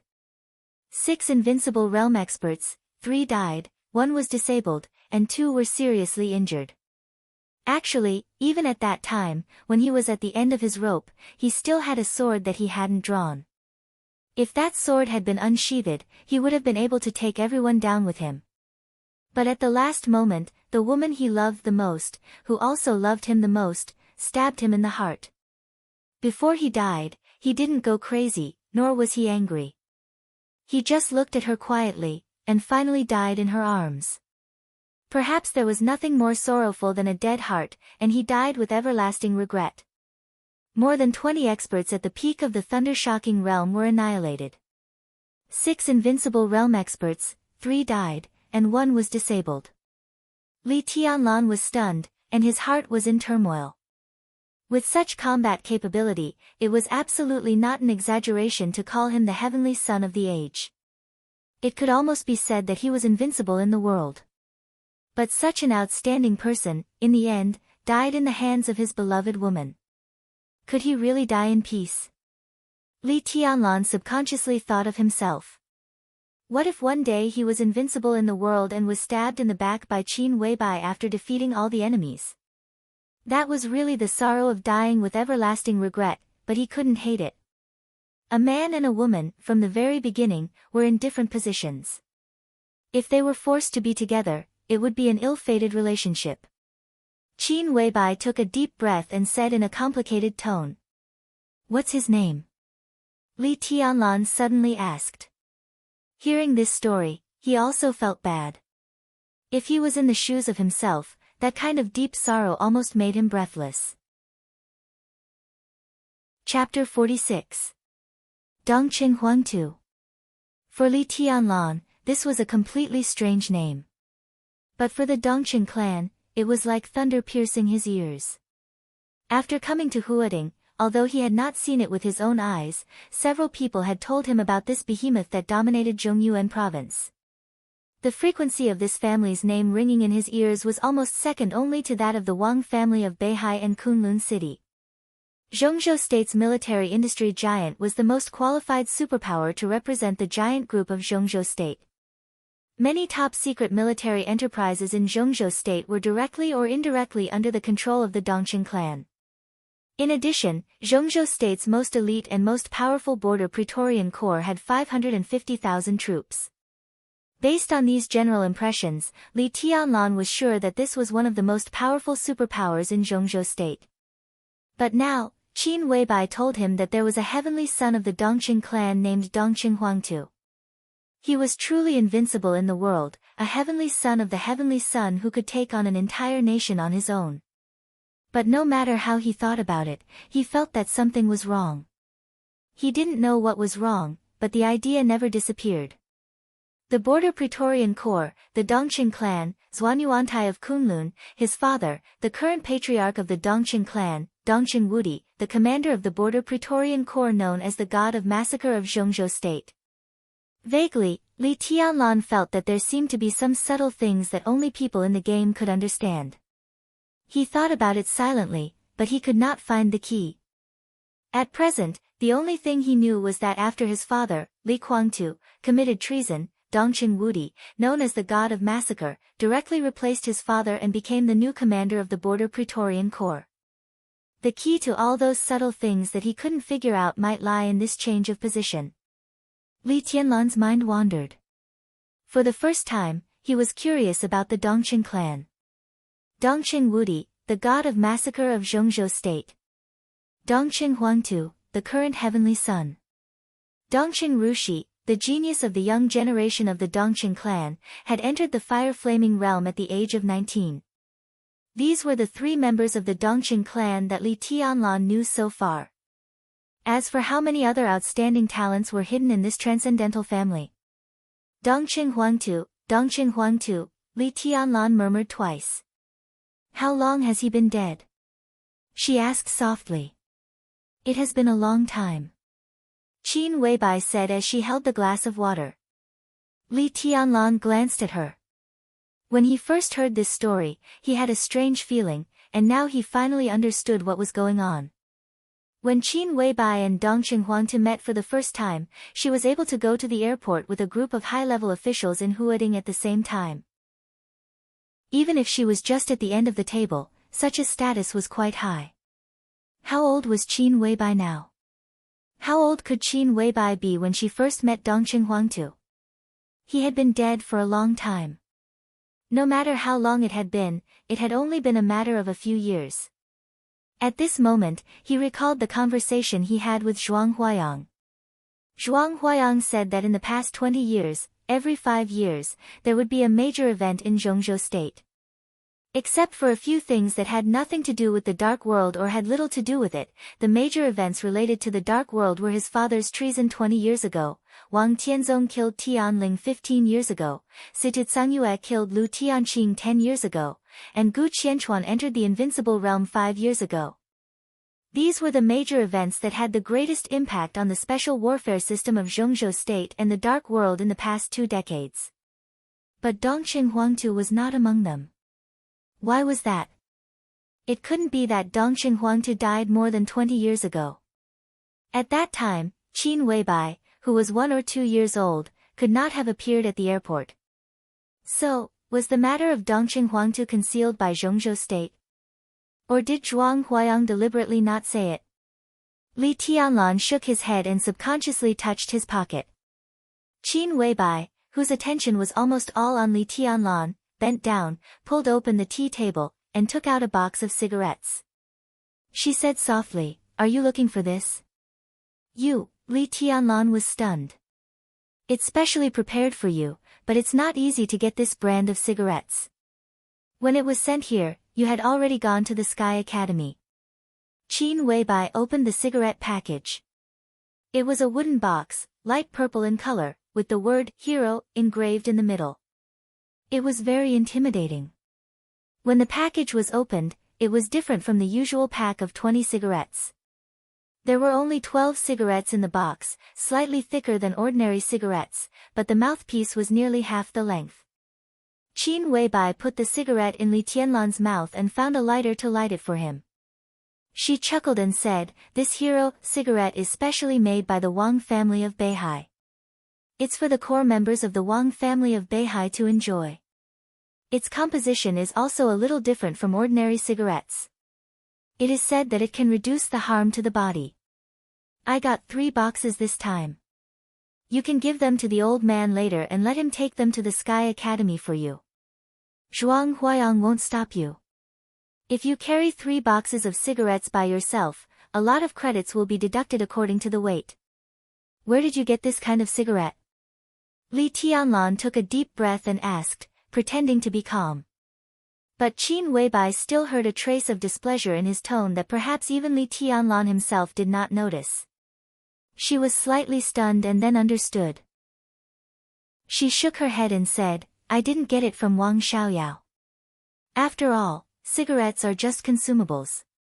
The Wang family of Beihai doesn't control them strictly. It's not a big deal to get 3 boxes of Hero." Li Tianlan smoked in silence and did not speak. Qin Weibai looked at him quietly for a while and subconsciously moved closer to Li Tianlan again. She said cautiously, "Are you angry?" Wang Xiaoyao and I are not even ordinary friends. Except for the occasional contact in business, I never pay attention to him in private. It's him who keeps pestering me. I'm not angry. Li Tianlan patted Qin Weibai's hand. Looking at her explaining seriously, he felt complicated inside, and there was a kind of complacency that made him a little ashamed. He laughed at himself, grabbed Qin Weibai's hand, and said softly, "When senior you told me that Wang Xiaoyao has been pursuing you these years, I did feel uncomfortable. Of course, I was unhappy, but I was not angry. To be exact, it was because my opponent was too strong. Maybe I felt a little inferior. A woman who the core high level of the Wang family of Beihai has been yearning for day and night for years is by my side. I'm obedient and good, but I always feel insecure. In the end, it's because I'm not promising now. If I enter the invincible realm now, my confidence will naturally come back. It's the same as a young boy and a young, talented billionaire who values a girl at the same time. They are both sincere. How many people will choose the former? It's rare, and I actually met it. I'm narrow-minded. Just now, I was thinking how good it would be if you don't meet Wang Xiaoyao in the future. Look, narrow-minded, good for nothing, insecure, selfish. This is me. Don't talk about others looking down on me, even I look down on myself." Qin Weibai had been watching Li Tianlan softly. After listening to him quietly, she said softly, "I don't like it when you talk about yourself like this." She paused and continued, "No matter how much Wang Xiaoyao has, it's the accumulation of the Wang family of Beihai for hundreds of years. Zhuanyuantai of Kunlun has made great achievements. Who says you have nothing? You can carry the responsibility on your back and still don't give up. In my opinion, this alone shows that you are more responsible than most men. In my heart, you will be more capable and promising than anyone else in the future." Li Tianlan gritted his teeth and boldly reached out his hand. He gently lifted Qin Weibai's chin and made her look at him. Qin Weibai followed Li Tianlan's hand and raised her face. Her bright and clear eyes were full of trembling obedience and gentleness. Li Tianlan's forced heroism suddenly dissipated, but he didn't show it on the surface. He squinted and smiled. "More promising than Dongqing Huangtu." Qin Weibai suddenly stood up. Before Li Tianlan could react, she directly sat in Li Tianlan's arms. Li Tianlan subconsciously put his arms around the delicate body sitting on his lap. He only felt that it was really exquisite and fragrant. In a daze, Qin Weibai's firm and serious voice rang out. "Of course, you will be more promising than him because you have me by your side. But he has a woman who will stab him when he is in a desperate situation." She obediently lay in Li Tianlan's arms. After a moment of silence, she whispered to herself, "Only in your arms can I feel the most secure." Li Tianlan held Qin Weibai's body tightly. His voice was soft, but it carried an indomitable determination. "Just based on what you said, if I don't surpass Dongqing Huangtu, I won't have the face to be with you." Qin Weibai pursed her lips and smiled. She straightened up and said softly, "I have a document here. I'll show it to you." "No need." The tension in Li Tianlan's heart finally disappeared little by little, and he got along with his girlfriend more and more casually. Holding her body, he was really reluctant to let go. He laughed and said, "Just tell me the content directly." "But I haven't read it." Qin Weibai fixed her eyes on Li Tianlan and said softly, "When the document was sent here, I was already in Billy state. How about I bring the document and read it to you? Don't be so anxious." "What's the content of the document?" Li Tianlan held Qin Weibai tightly and didn't let go. Qin Weibai didn't insist. She moved on Li Tianlan's leg. The softness and elasticity almost made Li Tianlan go crazy. But she didn't seem to notice it. She found the most comfortable position and said in a lazy tone, "It's about the Sky Academy. There are some students you need to pay attention to, those you can rope in, those you can't, and their strengths and weaknesses, martial arts inheritance, and standpoints should be recorded. There are also some teachers and senior officials. Their respective standpoints, temperament, and so on are almost recorded. But I haven't got any news about the leader of the assassination course group. After the last leader of the assassination course group of the Sky Academy died on a mission, the Enchantress has been acting for this course. But now it's a new session, and it's a very special one. Zhuang Huayang probably wants to invite a super killer who can completely control the situation. Such a person is most suitable for Sai City. Zhuang Huayang and Sai City have been talking, but it's still hard to say who the super killers of Sai City will be. So the information about the leader of the assassination course group was left out. Li Tianlan glanced at Qin Weibai and said softly, "Even so, it's great. For any student of the Sky Academy, this document is the most precious thing. I'll read it carefully. But as for the students, it's not a big deal. After the entrance maneuver, I can basically know the quality of those people. There are masters, but there are not many who can pose a great threat to me and stand against me." When saying this, his eyes were in a trance, and he suddenly thought of Wang Yuetong. If they didn't owe each other anything, how would they live in the Sky Academy in the future? We can't be careless. Qin Weibai shook her head. This session of the Sky Academy is very special. In terms of the comprehensive strength of the students, it almost far surpasses that of the Deep Sea Academy in Yuzhou. The current situation can only mean that several young masters who are most likely to enter the Sky Academy haven't enrolled yet, but they won't wait too long. It's estimated that they'll be enrolled after this holiday. Although it's against the rules to enroll a little later, the rules are nothing more than human feelings, so it's not a big deal at all. Why is it like this? Li Tianlan raised his eyebrows, a little surprised. In his impression, the Sky Academy and the Deep Sea Academy were almost equal, but Qin Weibai said that the comprehensive quality of this session of students in the Sky Academy was far better than that of the Deep Sea Academy. Was there any special reason? Because of the current situation in Huading. Qin Weibai furrowed her delicate brows and said softly. The two hugged each other in a very ambiguous posture, but the content of the discussion was extremely serious. There are no wealthy families in Huading. This fat piece of meat has now been targeted by all parties. There are no wealthy families in Huading. Li Tianlan muttered to himself, a little incredulous. Huading was the economic engine of the entire Zhongzhou state, the most developed municipality, and one of the most prosperous international metropolises in the world. How could there be no wealthy families in such a place? It was simply incredible. Although it's a little exaggerated to say so, it's not a big exaggeration. Huading used to be full of wealthy families. A few years ago, it was the strongest fortress and back garden of the Wang family of Beihai. But 5 years ago, the Prince Group seized the opportunity to break through here. Qin Weibai explained seriously, the loss of Huading can be said to be the worst failure of the Wang family of Beihai in recent years. The Prince Group took over Huading, and all the major groups in Zhongzhou state began to infiltrate Huading. Until now, the situation in Huading has been extremely chaotic. It's not an exaggeration to say that it's the battlefield of all the major groups. Under such circumstances, the original wealthy families in Huading moved their headquarters to other places to avoid being affected. All of them have moved their headquarters to other places. Those who remain are basically local forces that are not weak but can hardly make it big.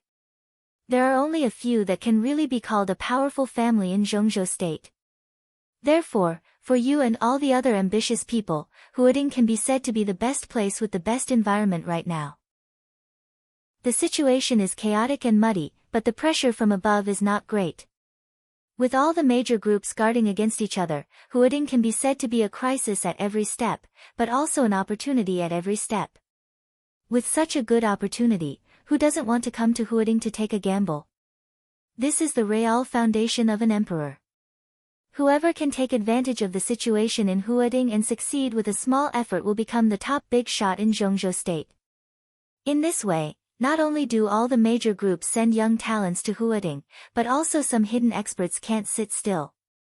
This year in the Sky Academy is destined to be a turbulent time with crouching tigers and hidden dragons. You must pay attention to it. Qin Weibai explained patiently and exhorted him. Li Tianlan nodded silently, looking calm. In the information I collected, there are detailed records of several young experts who may enter the school late. Do you want to take a look now? Qin Weibai suddenly asked.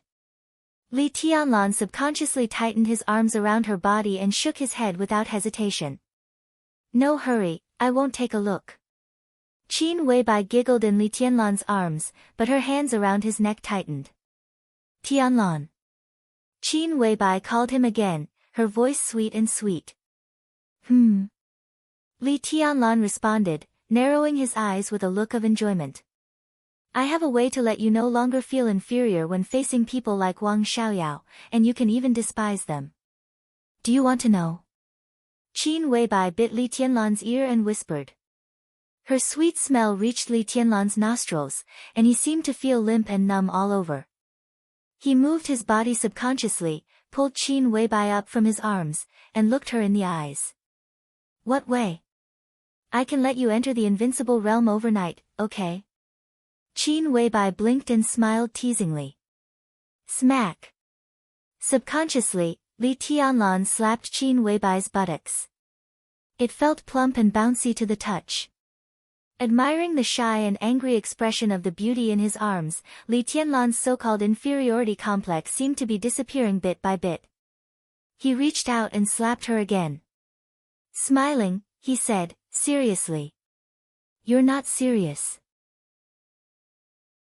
Chapter 47. As time went by, Qin Weibai finally left Li Tianlan's arms and took the initiative to hand over the information that he wanted to read but was reluctant to let go of. The carefully bound information was very thick.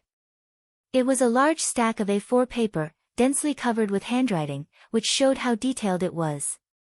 The Sky Academy and the Deep Sea Academy were the two most mysterious special warfare academies in Zhongzhou State. Such information was priceless to every student of the Sky Academy. Even if it was spread to the Deep Sea Academy or even abroad, its value would only be higher.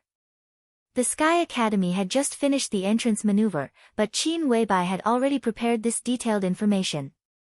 From this aspect, it could be seen how terrifying the powerful and detailed intelligence force behind her was. This was not the power that an ordinary strong woman could have. Qin Weibai sat beside Li Tianlan with the information and read it to him. She did not read it from the book. After reading it once, she omitted some unimportant parts and went straight to the subject. She explained the profound in simple terms, which made it easier for Li Tianlan to memorize. But because there was a lot of information, it was almost dinner time when Qin Weibai finished talking about the teachers of the Sky Academy. In this case, the senior teachers of the Sky Academy are basically in a three-way situation. Li Tianlan thought about it seriously and said in a trembling and hoarse voice. The sequelae of forcibly raising the realm in the morning finally began to show completely. His muscles were completely relaxed, and the pain caused by forcibly raising the combat strength spread all over his body. To be exact, it was not pain, but an indescribable emptiness and numbness.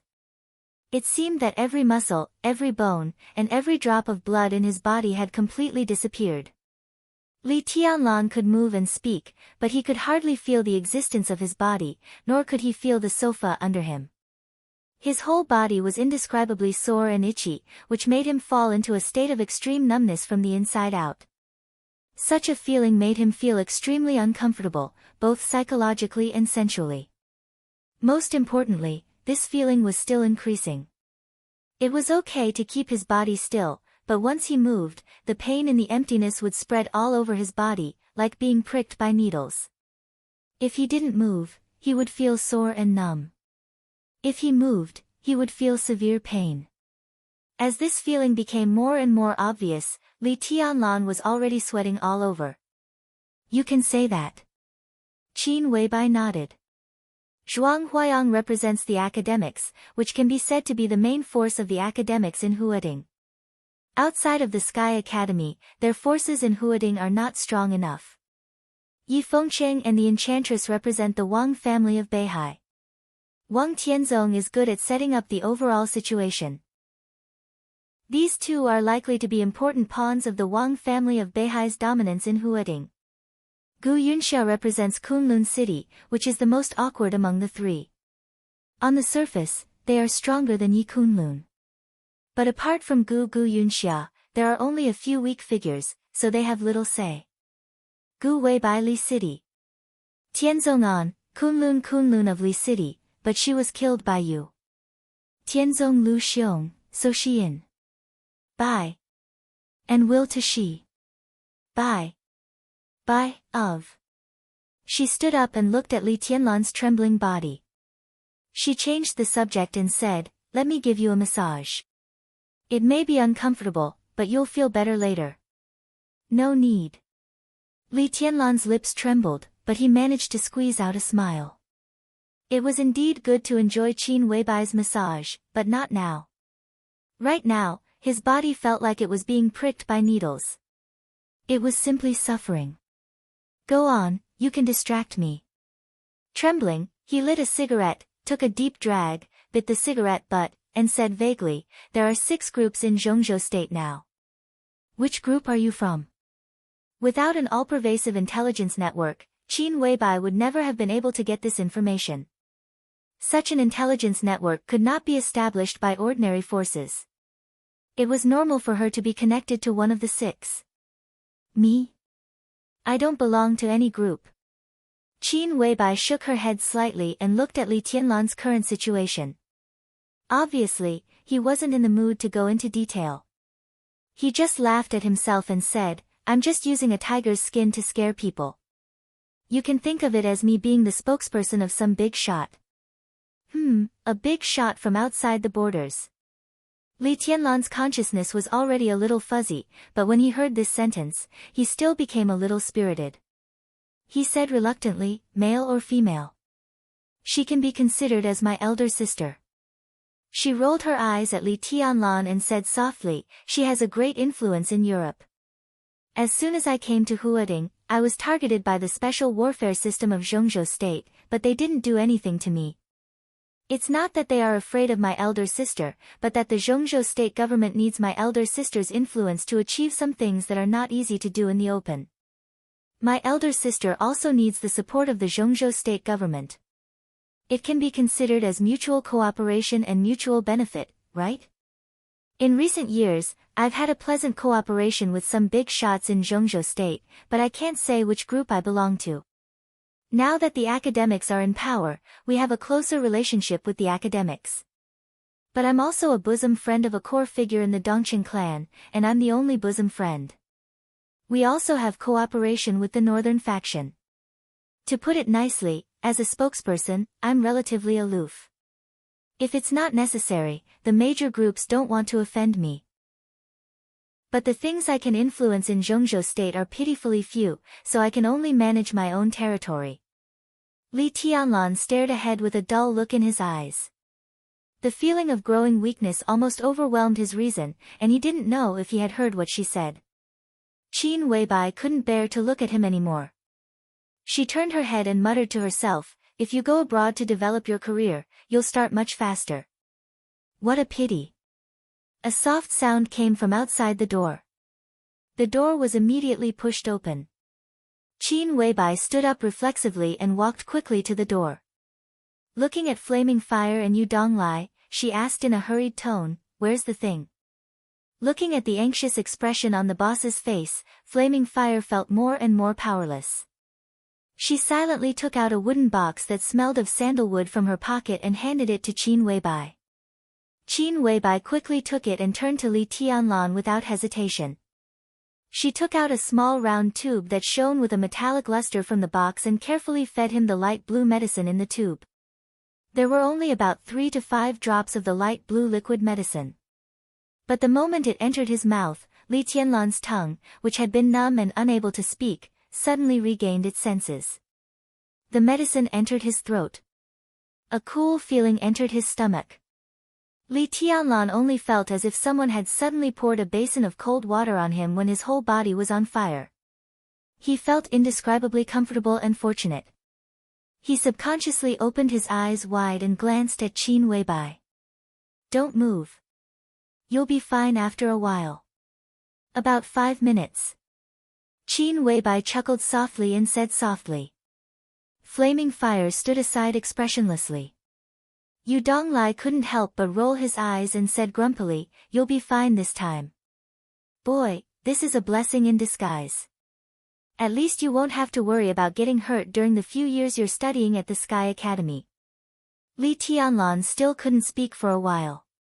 He just looked at Yu Donglai in confusion. This is one of the most precious gene potions of the Wang family of Beihai, codenamed Youth. Even the headquarters of the Wang family of Beihai has a limited stock of it. Youth can provide people with a huge amount of vitality.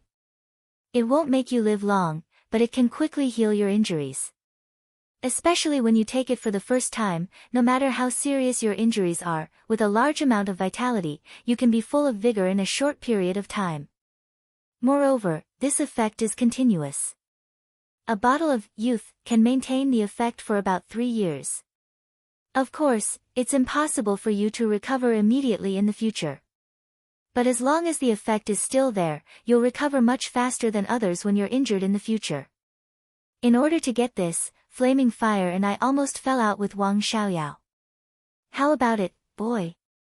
How does it taste? Yu Donglai said quickly. Li Tianlan's mouth moved. Finally, he was able to speak. He said with a smile, It's F*King bitter. This time, not only Yu Donglai, but also Flaming Fire glared at the bastard who was showing off after getting a bargain.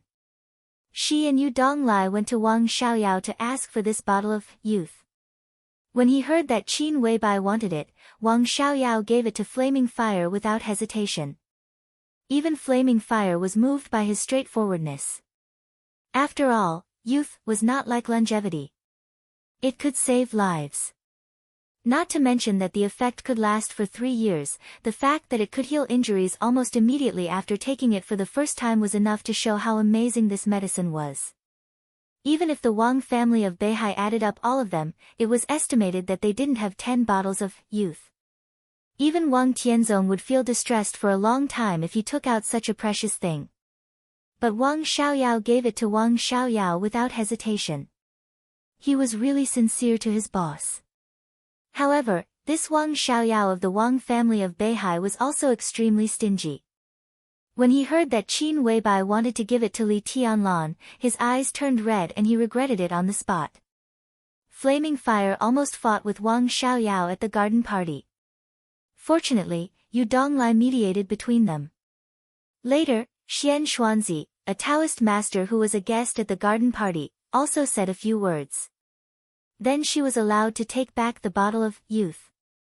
But this bastard actually said that it was bitter. Don't drink it if it's bitter. If this thing was given to their palace master, it could definitely make their palace master more powerful. Even in the face of an invincible realm expert with 12 murderous weapons, he would not be afraid. Wang Xiaoyao was right. It was a great waste to give this precious thing to Li Tianlan.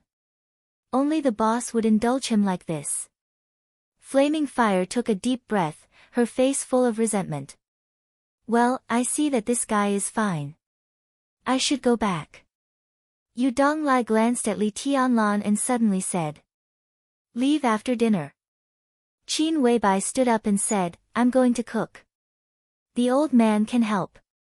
She glanced at Li Tianlan and said softly, Do you want your friend to come over? My cooking skills are no worse than the old man's. No need. Another day. Li Tianlan smiled and said softly. With a girlfriend like Qin Weibai, he really couldn't wait to show off. But now, he really didn't have the capital to do so. If he called Ning Qiancheng and Li Beidian over, they might even mistake him for living off a woman. Even if he wanted to call them over, he didn't have the confidence to do so. Qin Weibai looked at him deeply, nodded, and walked to the kitchen. The dinner was not too sumptuous. Qin Weibai and Yu Donglai made a few home-cooked dishes and boiled a pot of congee with pork and century eggs, which had a special taste. The effect of Youth against the natural order had already come into play before dinner. The pain caused by Li Tianlan forcibly raising his realm had disappeared. Even the injuries left by the entrance maneuver seemed to have completely disappeared. With a great appetite, he sat at the dining table and looked at Qin Weibai from time to time. He really experienced what it meant to be a feast for the eyes. He finished nearly half of the large pot of congee with pork and century eggs by himself. After dinner, Qin Weibai ordered flaming fire to send Dong Lai. The old man looked at Li Tianlan playfully and did not refuse.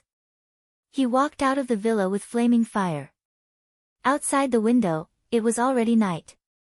At the dining table, Qin Weibai elegantly finished the last mouthful of congee and put down the bowl and chopsticks. Li Tianlan instinctively wanted to clear the table. He had done this kind of thing countless times in Li's village and had long been used to it. I'm here. The kitchen is not a place for men. Qin Weibai stopped Li Tianlan. Her voice was soft and insistent. You, Li Tianlan stuttered for a long time before he finally said, you've worked hard. I'm very happy that you've eaten my cooking. Qin Weibai said in a light tone. Then she got up and began to clear the dishes. Li Tianlan silently walked back to the living room. He took out a cigarette and lit it. Listening to the sounds coming from the kitchen, he could not tell what he was feeling. The cigarette was almost finished. Qin Weibai came to the living room after washing the dishes. Looking at Li Tianlan sitting in the dark, she turned on the light and said softly, do you want to watch TV for a while? I'll continue to read the materials. Li Tianlan smiled and said. Perhaps it was because there was no electricity at the border, Li Tianlan was not very interested in all kinds of electrical appliances. Qin Weibai nodded casually and said casually, I'm going to take a shower. Cooking will smell good. When I come out, I'll continue to read to you. Take a shower. Li Tianlan's heart jumped slightly. He swallowed subconsciously, nodded calmly, and picked up the materials next to him. But this time, he could not read any more before he even finished 2 pages of the materials. The living room was quiet. There was no sound of Qin Weibai taking a shower. But when he thought that his goddess was taking a shower, his heart was in a mess, as if there was grass growing in it. He put down the materials, stayed for a while, shook his head, and continued to smoke. But he became more and more absent-minded. The incomparably long 40 minutes finally passed. Qin Weibai returned to the living room in a white bathrobe with her long hair hanging down. At this moment, she seemed to have completely lost the sharp and indifferent aura. There was only a kind of charm and laziness that belonged to a domestic woman. She was breathtakingly beautiful. The two of them looked at each other. Qin Weibai looked at the materials that Li Tianlan put aside and chuckled. Why don't you read them? I can't read them anymore. Li Tianlan was frank and said with a wry smile. What do you think I think? Qin Weibai blinked. Her big watery eyes were indescribably seductive, almost drawing out Li Tianlan's soul. A man and a woman alone. Li Tianlan swallowed with difficulty and turned his head to one side. Do you still feel inferior? Qin Weibai came to Li Tianlan and asked softly. I don't know. Li Tianlan shook his head and answered honestly. He was really a little confused. He did not know whether it was because he felt too inferior or because Qin Weibai's extreme charm brought him too much pressure. I really have a way to solve your problem now. Qin Weibai stood in front of Li Tianlan and said softly. What way? Li Tianlan raised his head subconsciously and saw that Qin Weibai, who was standing in front of him, had long been blushing. Qin Weibai did not speak.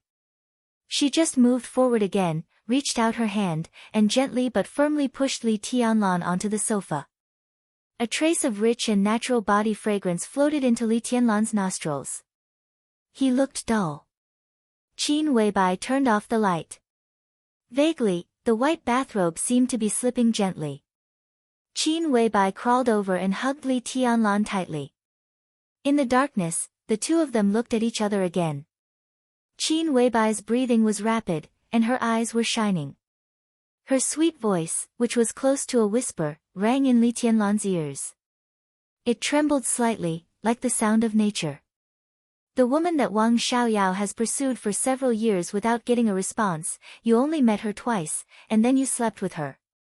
Fool, what else do you have to feel inferior about? Chapter 48. When Li Tianlan regained consciousness, he only felt that his mouth and nose were full of natural, intoxicating and familiar fragrance. The sun was shining outside the window. Even with his eyes closed, he could feel the bright light outside the window. This made Li Tianlan feel a little lost and a little reluctant. That crazy and dreamy night had passed.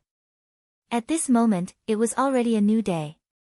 Li Tianlan quietly took a deep breath and opened his eyes directly, just in time to see a pair of bright eyes that were also quietly looking at him. This was the most beautiful pair of eyes Li Tianlan had ever seen. There was a hint of coldness in the brightness and softness, but there was no sharpness in them. It was said that the eyes were the window to the soul. Looking through this window, Li Tianlan could only see a kind of strong persistence and deep affection. This was his woman. Li Tianlan told himself silently, and then said with a smile, "Morning. It's almost 10 o'clock. It's getting late." Qin Weibai lay beside Li Tianlan and chuckled. The thin cashmere quilt covered the curve of her body, and only a part of her snow-white shoulder was exposed in the air, which was very attractive. Li Tianlan directly reached out and held her in his arms. The two bodies were close together. He gently kissed Qin Weibai's ear, and then sighed and whispered, "When I woke up just now, I didn't dare to open my eyes. I even thought that last night was just a wet dream, and when I woke up, there would be nothing left. In fact, it was not only last night. Even now, he felt that everything was so beautiful that it was almost unreal." Qin Weibai's wildness, Qin Weibai's obedience, Qin Weibai's lovable charm, and Qin Weibai's unwillingness to resist. The scenes of last night kept replaying in his mind, and finally, the image of Qin Weibai holding him tightly and crying silently was fixed. Last night, Li Tianlan was extremely satisfied both physically and mentally. But what impressed him most was that when they went from the living room to the bedroom, Qin Weibai, who endured his attack, insisted on looking at him with tears in her eyes. She looked a little wronged, but also a little relieved. At that time, Qin Weibai was delicate and lovely. At that time, Li Tianlan was as crazy as a beast. But when everything calmed down and he recalled the way Qin Weibai looked at him and cried quietly, Li Tianlan felt an indescribable pain in his heart. He couldn't tell what kind of sadness and grievance were contained in those eyes, and he didn't know what Qin Weibai was thinking about. But from then on, Qin Weibai became completely crazy and seductive. Not long after dinner, they tossed and turned until midnight. At 2 or 3 o'clock in the morning, the two struggled to take a shower before falling asleep in each other's arms. Li Tianlan's eyes were in a trance. He unconsciously stroked Qin Weibai's smooth and delicate back and muttered to himself again, "It's like a dream. So you want to do it again?" Qin Weibai raised her head from his arms and looked at him with her big bright eyes without blinking. She said with a faint smile. Li Tianlan was excited, but that was all. Last night, he played too crazily, and now he was really powerless.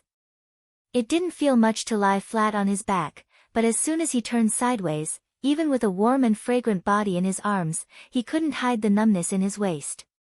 "Forget it. Let's rest first. Another day." Li Tianlan shook his head. As soon as he finished speaking, he felt that the words, "another day," were really exquisite. He laughed, let go of Qin Weibai, and sat up on the bed. Almost at the same time, Qin Weibai also took Li Tianlan's clothes. Her movements were obviously a little inconvenient. Not to mention a woman who didn't know martial arts, even if she was an expert of the invincible realm and had just experienced the first time in her life, the pain couldn't be ignored. She gently bit her lower lip and insisted on getting up. It seemed that she wanted to help Li Tianlan put on his clothes. "I can do it myself." Li Tianlan subconsciously wanted to take the clothes. Looking at Qin Weibai's pale face because of the pain, he suddenly remembered the bloodstain on the sofa, which represented a woman's chastity. Last night, he was so focused on fooling around that he didn't have time to clean up the battlefield. He guessed that flaming fire had seen it. At the thought of this, his heart suddenly felt a little strange. "I'll help you." Qin Weibai clenched the clothes in her hand and gently shook her head, but her attitude was extremely firm. "I think this is also what a wife should do. Camouflage clothes are relatively easy. If you wear a suit in the future, I'll help you wear a tie every day, okay?" Li Tianlan nodded with a dull look on his face. Looking at Qin Weibai, who got out of the quilt to help him put on his clothes, he understood for the first time what it meant to have a room full of spring. Qin Weibai, who gently helped Li Tianlan put on his clothes, also blushed. From time to time, she had to endure Li Tianlan's perverted hands. He could bully her so much in just one night. Was he still the bastard who said yesterday that he felt inferior when facing her? It took nearly half an hour to get dressed. When Li Tianlan and Qin Weibai, whose walking posture was obviously a little unnatural, walked out of the bedroom, it was close to 11 o'clock in the morning. Flaming Fire was sitting in the living room, looking through some documents. When she saw Li Tianlan and Qin Weibai coming out one after another, her expression changed. She glared at Li Tianlan fiercely, as if she was looking at a pile of cow dung stuck in a flower. She could not imagine that the boss could be so crazy, nor could she imagine that Li Tianlan would be so lustful. She had only gone to send you Donglai, and it had only been 2 hours. When she came back, this bastard had actually eaten up the boss, and so thoroughly. She naturally knew what the bloodstain on the sofa meant. Even if she did not know, the noise they made last night was not small. Flaming Fire's room was next to Qin Weibai's. As long as one was not deaf, they could know what happened in the master bedroom last night. Noticing Flaming Fire's murderous look, Li Tianlan smiled and was not angry. Qin Weibai had become his woman, and in the future, such looks would probably be very common. Even if he did not like it, he had to get used to it. Qin Weibai obviously also noticed the change in Flaming Fire's mood, but she did not say anything. She just tilted her head to look at Li Tianlan and said softly, "Are you having lunch at home?" Li Tianlan nodded and said, "I have 2 brothers who seem to still be living at a relative's house. I'll go find them after lunch." Qin Weibai trotted downstairs. Hearing that Li Tianlan had no intention of taking her, she pursed her lips and seemed a little disappointed, but she did not say anything. She just nodded meekly and said to Flaming Fire, who had already gotten up from the sofa, "I'm a little unwell today. You cook lunch at noon. Don't be salty, make it spicy." She was obviously taking care of Li Tianlan's taste. Flaming Fire glanced at Li Tianlan expressionlessly, nodded, and went straight to the kitchen. Li Tianlan's scalp went numb. Looking at the look in her eyes, he even thought that it was possible that Flaming Fire had drugged the lunch. It was not highly toxic, but something like laxatives. Flaming Fire could definitely do it. Qin Weibai frowned and carefully sat on the sofa. She took her bag, took out a card from it, and handed it to Li Tianlan. She said softly, "There's some money on the card, but there's no password. Take it. Huading is not like the Sky Academy. Money is waste paper in the Sky Academy, but it's different in Huading. You can't do anything without money." Li Tianlan did not stand on ceremony. He took the card and put it in his pocket. He had no concept of money since he was a child. Moreover, it was Qin Weibai who gave him the money. Last night, he took away her most precious thing, which could not be measured by money. It would be unreasonable to hesitate over a card. This is a really strange feeling. Li Tianlan smiled and said casually, "I'm yours. What I have is naturally also yours. What's so strange about it?"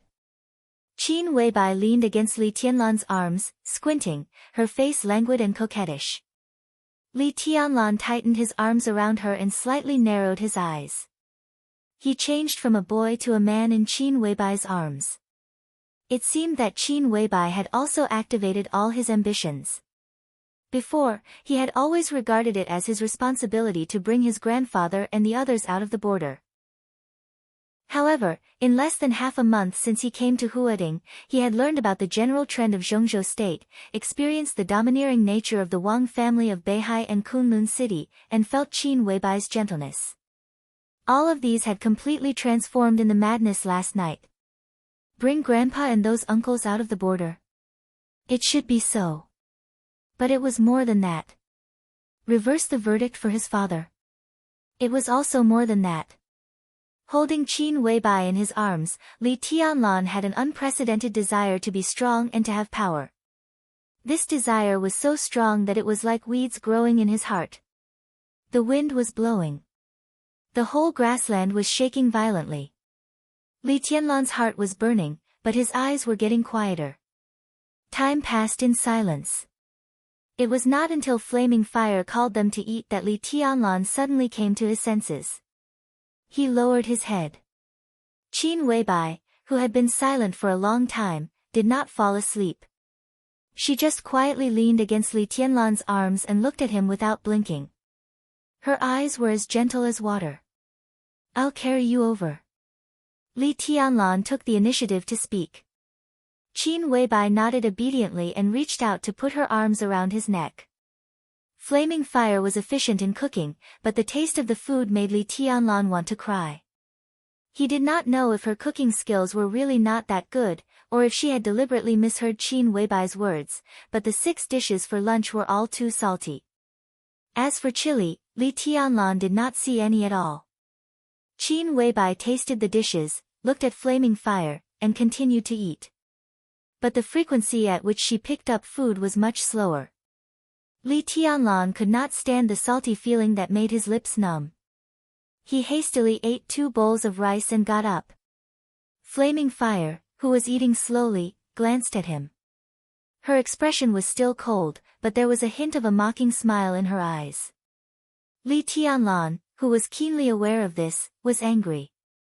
He stopped and directly bent down to kiss Qin Weibai on the face. Then he laughed and went out, feeling refreshed. Flaming Fire gnashed her teeth and could not eat anymore. She sat on the chair with dinner in her hands, lost in thought. Qin Weibai smiled and did not wipe the oil stains left by Li Tianlan on her face. She just put down the bowl and said in a flat tone, "The dishes are salty." "I know." Flaming Fire said in a low voice and did not refute anything. "He doesn't like it." Qin Weibai was silent for a while and spoke again. Flaming Fire, who had thought that she would be reprimanded by her boss, almost broke down. She could not help but raise her head and ask, "Boss, what's so good about him?" She knew that she should not ask this question. As one of the 12 super masters of Samsara Palace, if it were horsewoman or military counselor, they would never ask this question and dare not ask it. But Flaming Fire was different. She had followed Qin Weibai for several years, and the relationship between the two of them as superiors and subordinates had become like that of sisters. In her opinion, Li Tianlan might have amazing potential, but he was absolutely not worthy of the boss. But in fact, the boss had not only been ruined by him, but also seemed to have been bewitched by him. She was simply obedient to him. If Flaming Fire could really be at peace, then she would really have no temper at all. Qin Weibai glanced at her and said with a chuckle, "My man is naturally the best." She paused and continued, "The best." Flaming Fire put down the bowl and chopsticks and continued to be in a daze. Flaming Fire, be polite to Tianlan in the future. Qin Weibai was silent for a while and said again, "Otherwise, I don't mind sending you to Europe to carry out other tasks." Flaming Fire's body trembled slightly. She lowered her head and said dejectedly, "I will pay attention in the future." Qin Weibai nodded and did not dwell on this matter. She changed the topic and said, "Did you miss anything about Tianlan in the Sky Academy?" "No." Flaming Fire said in an affirmative tone. Qin Weibai was very concerned about Li Tianlan's situation in the Sky Academy. In the Sky Academy, she would report everything related to Li Tianlan to Qin Weibai as soon as she got the news. Qin Weibai nodded and whispered, the Lu family of Huading, Gu Yunxia, and the Wang family of Beihai whose position is difficult to determine in the future. She frowned and seemed to be a little hesitant. Outside, there are horsewomen's secret protection. In the Sky Academy, there is Zhuang Huayang's protection. They dare not do anything. Flaming Fire said. It's still not safe. When they go crazy, what can't they do? Qin Weibai shook her head and was silent for a few seconds. She suddenly asked, doesn't the Sky Academy want to choose the person in charge of their assassination course in Sai City? Has the candidate been decided? I don't know yet. Flaming Fire hesitated and said directly, it's hard for us to collect information about Sai City. Then you go to Sai City. Qin Weibai said decisively, help me take a message to the city lord. Flaming Fire raised her eyebrows in surprise and felt somewhat inexplicable. The Samsara Palace had no conflict with Sai City in the past, but they had no interaction at all. Forget it. I'd better write it on paper. You go to Sai City in person and give it to Situtsangyue. Qin Weibai shook her head and looked at Flaming Fire seriously. She said calmly, you must give it to her in person. Flaming Fire nodded with a solemn face. Qin Weibai found a pen and paper and wrote 2 short lines. Then she put it in an envelope and handed it to Flaming Fire. She said, you go now. I'll ask the military counselor to protect Tianlan for the time being and let Horsewoman protect me. There will be no problem. Flaming Fire took the envelope and said yes. Then she left the villa without hesitation. Qin Weibai sat alone in the dining room and watched Flaming Fire's back through the French window. She did not speak for a long time. She did not know whether Flaming Fire's trip was a blessing or a curse for her and Li Tianlan. But some things had to be made and even gambled. It could be foreseen that whether Flaming Fire's trip succeeded or not, there would be another force in the Sky Academy in the future. A force that belonged to Sai City outside the control of the Wang family of Beihai, Kunlun City, and the academics. This influence would be extremely huge, both in the future and in the present. Outside the window, the sun was shining, birds were singing, and flowers were fragrant. Chapter 49. In Huading, compared with the garden party where a membership card could represent one's status, the existence of Hanyu Palace was even less known. Hanyu Palace's history predated the garden party by many years. It was originally approved in the name of a clubhouse, but today, many years later, it still had not issued any membership card to the outside world. Hanyu Palace covered an area of nearly 200 acres. It was not big and could even be described as exquisite. A clubhouse of this size was undoubtedly somewhat unpresentable in Huading. But if one looked at it from the perspective of size, every corner of this place could be said to be extremely perfect. Hanyu Palace was located in the western suburbs of Huading, facing northeast from southwest. In terms of feng shui, it was a standard paradise with a golden throne, a pagoda, and a cornucopia. It was backed by a high mountain and had a broad prospect. It could be said to be a blessed land that could ensure eternal peace. Everything inside here was also the work of a feng shui master in Zhongzhou State. To exaggerate, every grass and every tree here was very particular. Different from the antique style of the garden party, everything here was developed toward modernization, pursuing extreme luxury and delicacy. The main building in the center of Hanyu Palace covered an area of nearly 5,000 square meters and was 6 stories high. More than 2/3 of it was built with glass, surrounded by an artificial lake. The main building stood in the center of the lake, looking noble and elegant. When the weather was good, the surrounding green water, green mountains, blue sky, and white clouds could be clearly reflected on every piece of glass of the main building. Under the reflection of the sun, it was as gorgeous as a work of art. There were also a few small and exquisite villas surrounding the main building. They protected the main building from a subtle angle. These were the residences of the service staff and security personnel. Looking down from the sky, the entire Hanyu Palace was shaped like a cold moon. It was curved in an ingenious manner. The middle was wide and the sides were narrow. Every part of the interior was arranged just right. It gave off a grand and strict feeling. However, such a blessed land was usually empty most of the time. There were less than 30 attendants in charge of cleaning the place. The entire Frost Moon Palace did not receive any guests, so it was deserted throughout the year. Only very rarely would it be bustling with activity. Therefore, it was more appropriate to say that Hanyu Palace was the temporary imperial residence of a big shot rather than a clubhouse. The weather was fine. At 1:00 in the afternoon, a middle-aged man who looked about 50 years old appeared at the gate of Hanyu Palace. He wore an extremely large black robe, and his entire body was shrouded in the black robe. Not to mention his appearance, even his figure was not obvious under the cover of the black robe. The strange black-robed man walked through the door carved with a cold moon, walked across the exquisite arch bridge that spanned the entire artificial lake, and arrived at the door of the main building without any obstruction.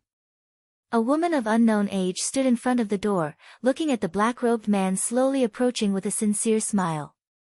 The woman's appearance was ordinary, but her temperament was as gentle as the water of a lake.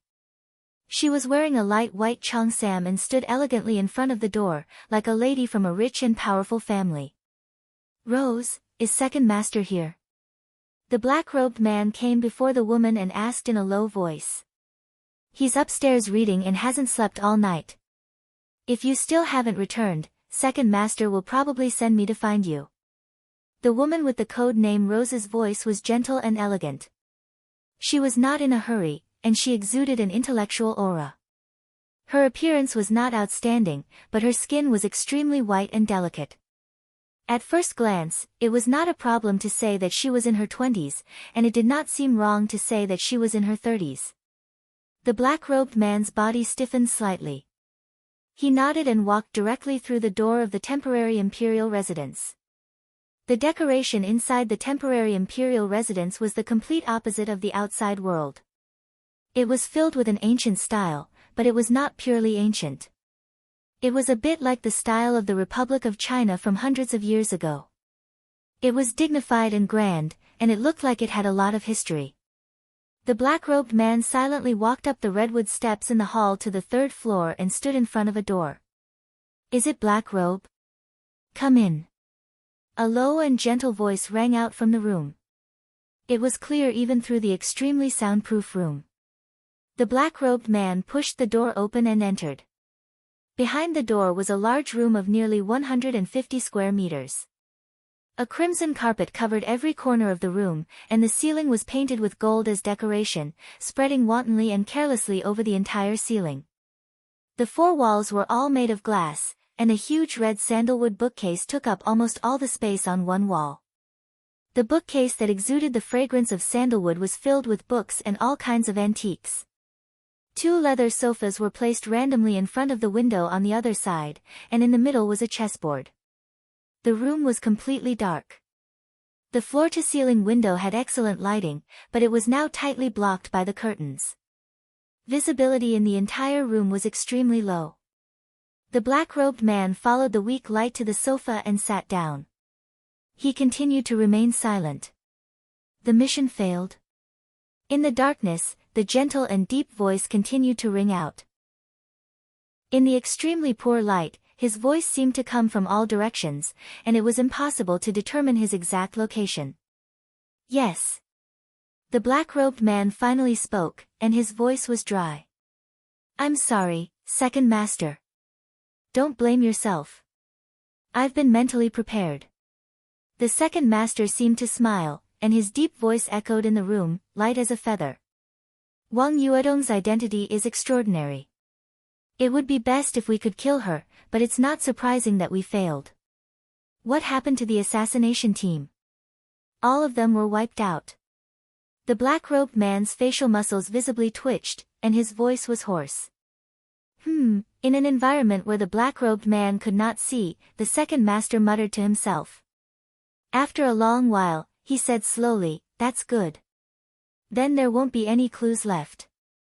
He was silent again for a while, and suddenly asked, "Who was the bodyguard of Wang Yuetong?" "It was the enchantress." The black-robed man's voice was cold and gloomy. But the enchantress did not show up. The one who resisted the assassination for Wang Yuetong this time was a young man who was with her.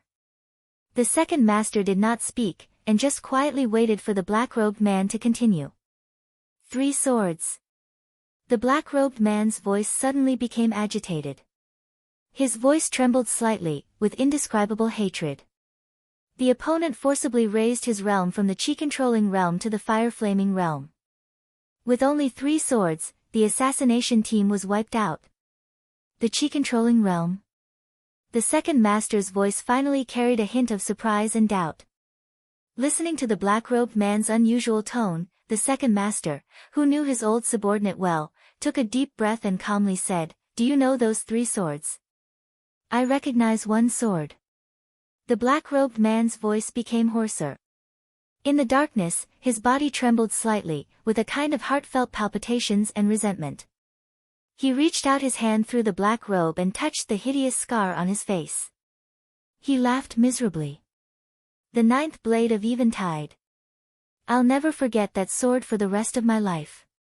Seeing it again today, it's like a dream." The room suddenly fell silent. The second master was silent for a long time. The black-robed man sat quietly on the sofa, in a trance like a soulless puppet. The 9th blade of eventide. To others, this sword might only represent a unique skill of some once invincible realm legacy, but to him, it was a nightmare that he never wanted to mention again. 20 years ago, the black-robed man was the most powerful genius in the organization. Even the leaders of the organization thought that he had the potential to be invincible. At the age of 33, he entered the peak of the thunder-shocking realm. How high-spirited was he back then? Even the organization had trained him as a candidate for the position of a new leader. At that time, the black-robed man wholeheartedly wanted to rush into the invincible realm that all martial artists dreamed of and become one of the strongest people in the dark world. That was when he was at his craziest. He was so crazy that he took the initiative to carry out the top-secret mission within the organization, to go to the border of Zhongzhou State and besiege a young heavenly son of Zhongzhou State who had already entered the invincible realm. 3 invincible realm experts from various forces led the team, and more than 10 experts at the peak of the thunder-shocking realm assisted them. They even deployed a murderous weapon. That was the most tragic and soul-stirring battle in the black-robed man's memory. The blood of a large number of elites spilled on the battlefield, the experts lay dead, the sword-light soared into the sky, and the murderous weapon roared. The black-robed man was a direct participant in that siege. Although he was at the periphery, he also had the most direct experience of the invincible realm expert's demeanor, and also the sword that changed the weather. The black-robed man laughed and cried, looking crazy. He still remembered that he was still dozens of meters away from the center of the battlefield, but the 36-year-old invincible realm expert directly swung his sword at a group of thunder-shocking realm experts while being besieged. The 9th blade of eventide. The invincible sword intent surged. The several thunder-shocking realm experts standing at the forefront did not even move from a distance of dozens of meters. They were directly torn to pieces by the huge sword energy. The black-robed man himself could not have been spared, but when he was about to despair, a woman who had been by his side since his debut took the sword for him. After she was smashed to pieces, the aftermath of the sword energy did not dissipate. After rushing through, it destroyed half of his face. From then on, he became the black-robed man. The woman he once treasured the most was dead, and the one he saved was equivalent to a useless person. For many years, under the shadow of that sword, not only did he not break through to the invincible realm, but his realm did not even advance. Now, there was still a small distance between the true peak of the thunder-shocking realm. The black-robed man gritted his teeth and suddenly said, "Second Master, I want to kill him." "Speak clearly." The second master's voice was still gentle in the darkness, but with a hint of irresistible majesty. The black-robed man seemed to realize that he was speaking incoherently. He took a deep breath and forced himself to calm down. He said, "Wang Yuetong and that guy were very clever. As soon as they realized that something was wrong, they wanted to run. I stopped their car, but I was targeted. It was the military counselor." "Which military counselor?" The second master's voice sounded a little helpless. It seemed that the ninth blade of eventide had not only stopped them from assassinating Wang Yuetong, but also made the black-robed man a little too excited. Up until now, the appearance of the enchantress made more sense. The ninth blade of eventide and this so-called military counselor were completely inexplicable. The military counselor of Samsara. The black-robed man paused, then continued, the one with the military counselor should be Horsewoman. I didn't dare to get too close, so I can't be sure. The second master did not speak for a long time. In the dark world today, the experts of the invincible realm were naturally unparalleled, but some special experts of the thundershocking realm were also shining brightly. The 12 super masters of Samsara were like that. The enchantress of the Wang family of Beihai was like that. Now, suddenly hearing that the military counselor and horsewoman of Samsara were also at the scene of the assassination, the second master was surprised, but more than that, he felt a headache. For a moment, he even felt that the assassination was a trap that someone had set for him. But as soon as this thought emerged, he forcibly suppressed it. I heard that Wang Xiaoyao of the Wang family of Beihai has been pursuing Qin Weibai. Could it be that he succeeded? The second master was silent for a while before he spoke to himself. There was something very strange hidden in his tone. If my observation is correct, the military counselor is not protecting Wang Yuetong, but the little bastard beside her. The black-robed man gnashed his teeth and said, after the military counselor found me, I retreated immediately and was chased by him for a day. Not long ago, he seemed to have received some order and disappeared. If not, I would still be playing hide-and-seek with him outside. Have you fought with him? The second master asked, how is the military counselor's strength? Among the 12 super masters of Samsara, Saint ranked first. His degree of mystery was comparable to that of the palace master. Immediately after Saint was the military counselor. No one had seen the military counselor in action, and they didn't even know whether he was a man or a woman. Now that the assassination had failed, it was at least a gain to see the military counselor. Unfathomable. The black-robed man hesitated and said slowly, it was a man. He was mysterious, and I couldn't see his face clearly. I fought with him for 2 moves and almost lost. As he said this, he was filled with indignation. If it was not because the sword attack he had personally experienced 20 years ago had shattered his martial will and caused him to be in a muddle-headed state for so many years, he would definitely not be any weaker than the military counselor. The second master grunted in the dark, deep in thought. The ninth blade of eventide. The Samsara Palace. The Wang family of Beihai. Everything seemed to be connected. The second master didn't understand what was going on, but it didn't matter. What mattered was that he seemed to have found a more suitable entry point than Wang Yuetong. Second master, let me kill him. The black-robed man's ferocious voice sounded again. He knew his current situation. In terms of martial arts, this was almost a standard inner demon. 20 years ago, the ninth swordsman had shattered his martial will and shattered all of his confidence. After struggling for so many years, he had finally managed to regain his footing. In the end, he saw the ninth swordsman again today. Although it was immature, it still contained boundless sword will. This sword would forever be an obstacle in his heart. Only by killing that guy would his state of mind be more peaceful, and he might even advance his martial arts. Is it really the ninth blade? The second master suddenly asked. If it's really the ninth blade, it means that the young man is the current inheritor of Zhuanyuantai of Kunlun. That's strange. I heard that Li Honghe had a granddaughter, but she was killed not long after she was born. He should have no descendants. What's wrong with this young man? Is he an outsider? Is Li Honghe really willing to teach such an important unique technique to an outsider? If the Li family really has an inheritor, then how did the Li family get involved with the Samsara Palace? The 2 super masters are secretly protecting him. It seems that this young man is also very important to the Samsara Palace. Second master, the black-robed man interrupted the second master's monologue and said anxiously, I'll do it cleanly. I won't do it unless I'm absolutely sure. Let me kill him. Kill him? The second master asked in reply and said softly, it shouldn't be difficult for you to kill a young man, but how are you going to deal with the supermaster of samsara beside him?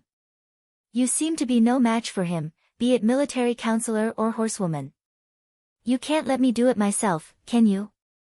Since he can be with Wang Yuatong, he must be a freshman of the Sky Academy. Are you going to sneak into the Sky Academy? How long can you hold on under Zhuang Huayang's attack? Oh, I forgot that there is Yu Donglai in Huading. He is also an old subordinate of Li Honghe. It seems that it doesn't take much effort for Yu Donglai to kill you. Kill him? How are you going to kill him? Please help me, second master. The black-robed man suddenly got up and knelt heavily on the ground. In the darkness, his body trembled violently.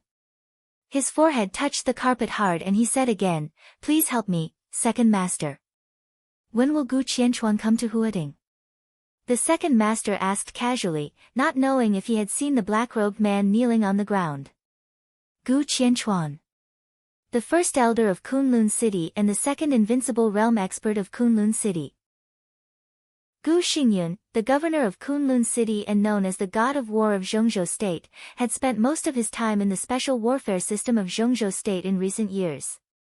The affairs in Kunlun City were basically handled by Gu Qianchuan.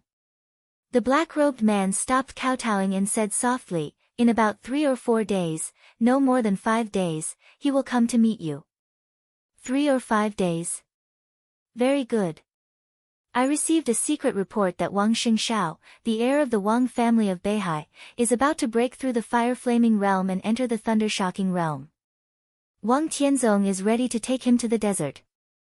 Now that Wang Yuatong is attacked, it is estimated that Wang Tianzong will also come to Huading in 3 or 5 days. I am afraid that it will be very lively then. The second master chuckled softly, his tone low and cold. The black-robed man hesitated and said tentatively, second master, do you want to expose the boy's identity and origin? Idiot. The second master snorted. If we expose his origin, it is basically tantamount to admitting that we attacked Wang Yuatong. What are you thinking about? Moreover, Wang Tianzong handles everything flawlessly. If we expose the other party's identity, even if it is just for show, Wang Tianzong will temporarily protect him. At that time, it will be more inconvenient for us to take action. The black-robed man lowered his head slightly and said nothing. There is still enough time. You and Rose leave Hanyu Palace now. I will transfer Moonlight here. Rose and Moonlight will entangle military counselor and horsewoman. You know what to do, don't you? The second master took a deep breath and asked softly. Understood. The black-robed man trembled and kowtowed heavily. Thank you, second master, for your help. The second master, whose body was always hidden in the darkness, said flatly, go ahead. The black-robed man stood up and cautiously left the dark study.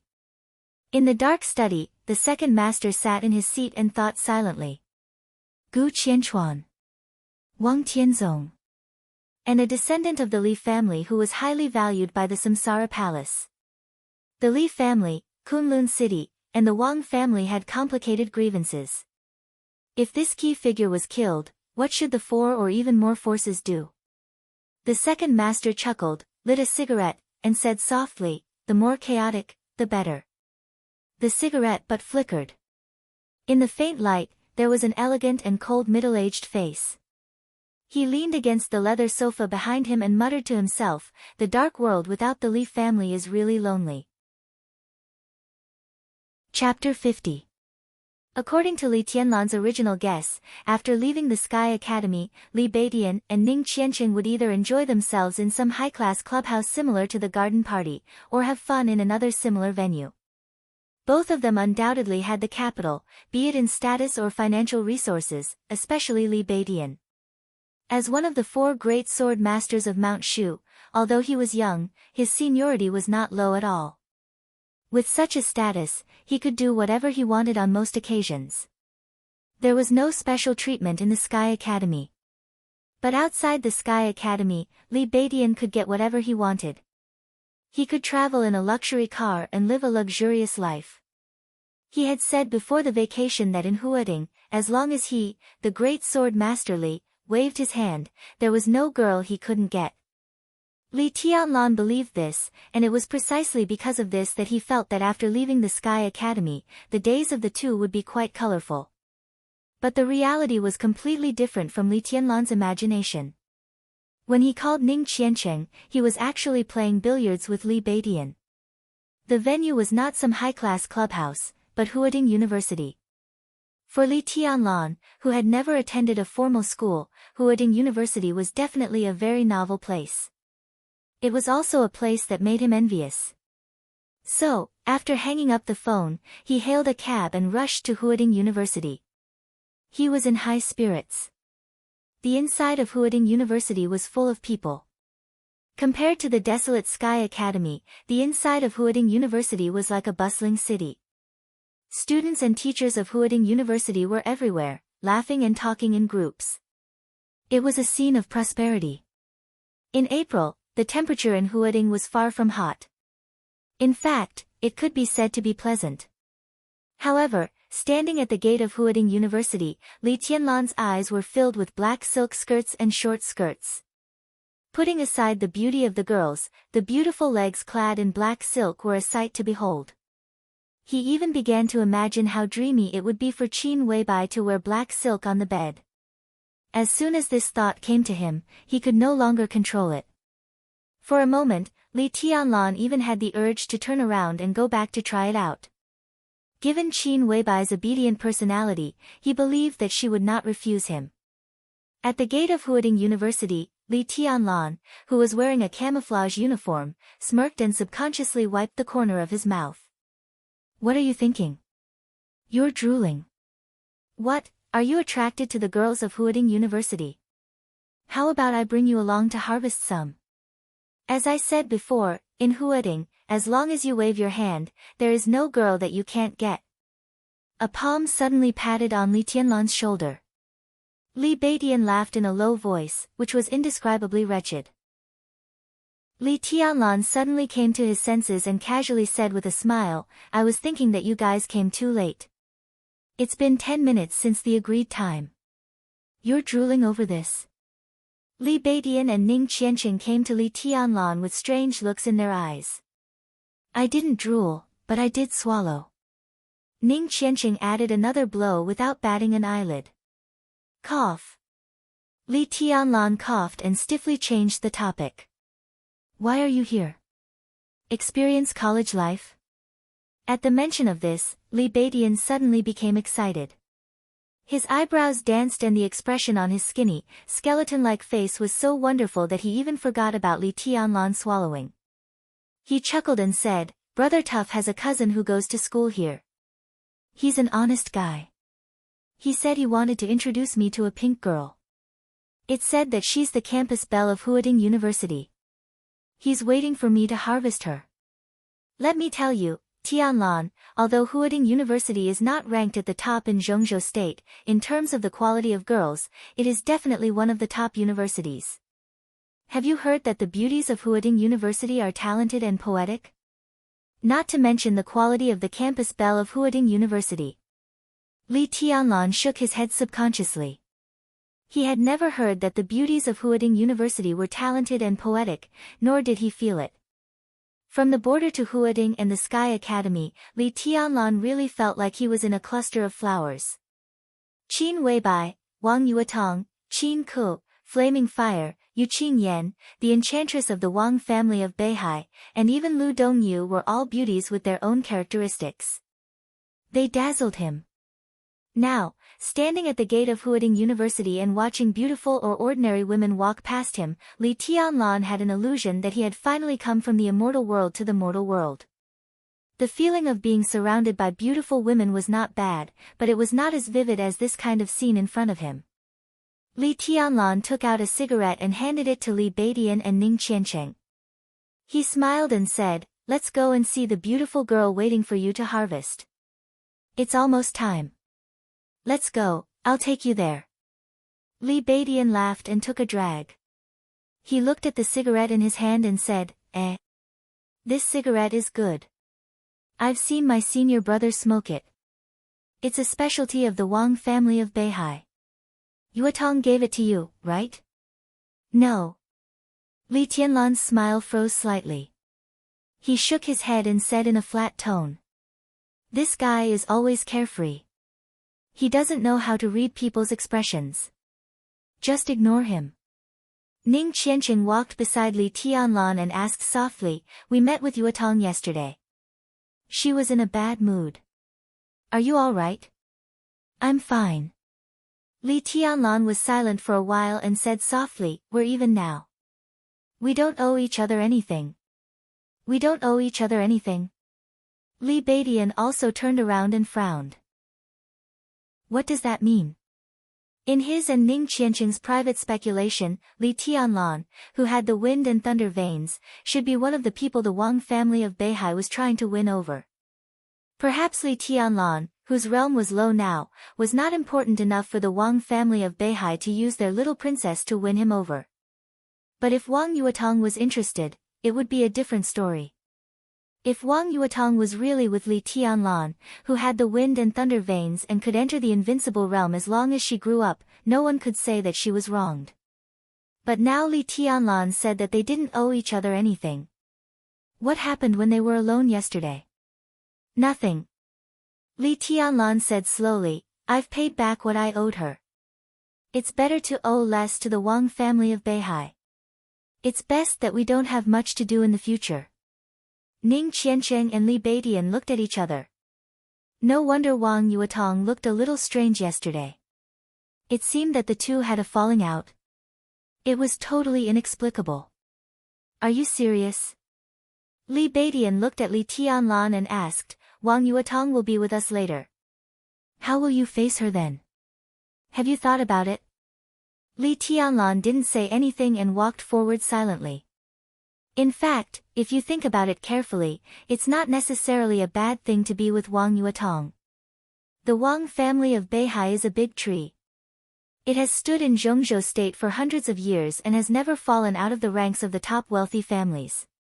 If you can be with Wang Yuetong, the resources of the Wang family of Beihai will definitely be inclined to you. At that time, you will have a father-in-law who is the #1 expert in Zhongzhou state. That's amazing. Li Tianlan smiled with emotion. It's true that you think so. But if Tianlan is really with Wang Yuetong, you can't expect Wang Yuetong to be completely on Tianlan's side. I'm afraid he will follow Wang Yuetong into the Wang family of Beihai. Ning Qianqing said suddenly. He had mixed feelings about the fact that Li Tianlan and Wang Yuetong didn't owe each other anything. Of course, he felt regretful, but also relieved. The Wang family of Beihai was a behemoth. Just thinking about it made people feel suffocated.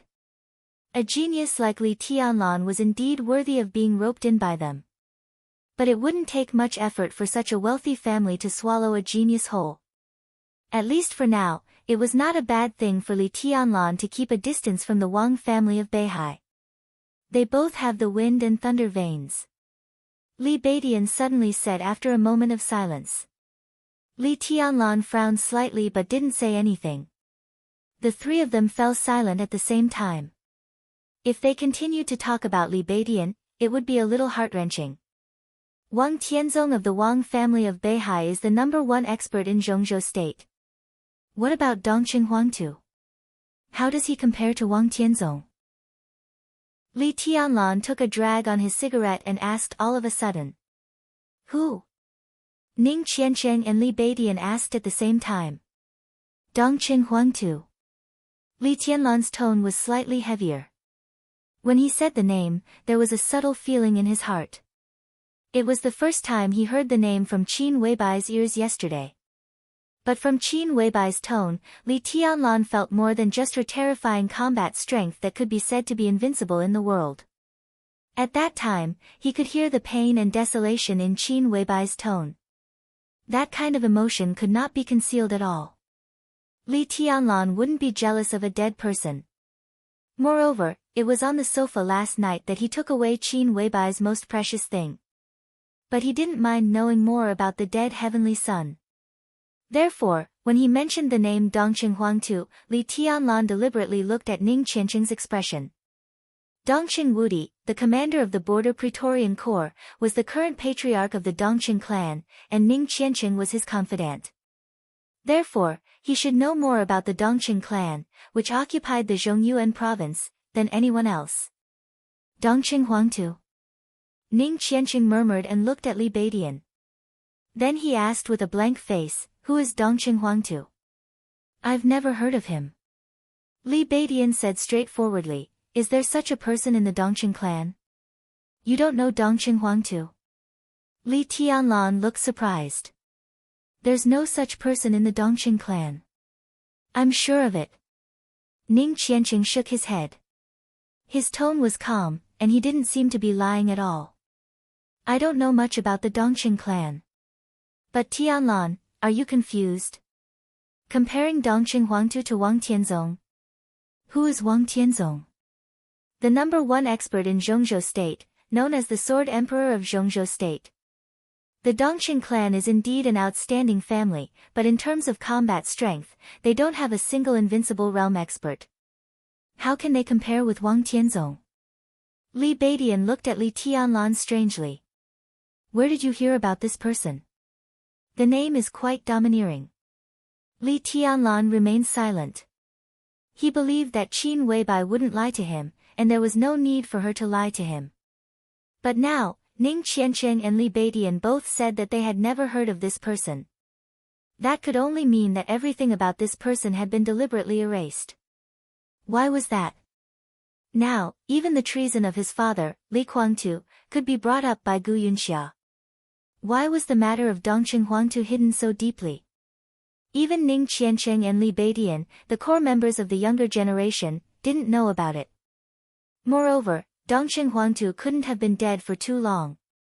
According to Qin Weibai's age, when he was at his peak, Li Beidian and Ning Qianqing should have been at least adults or close to adulthood.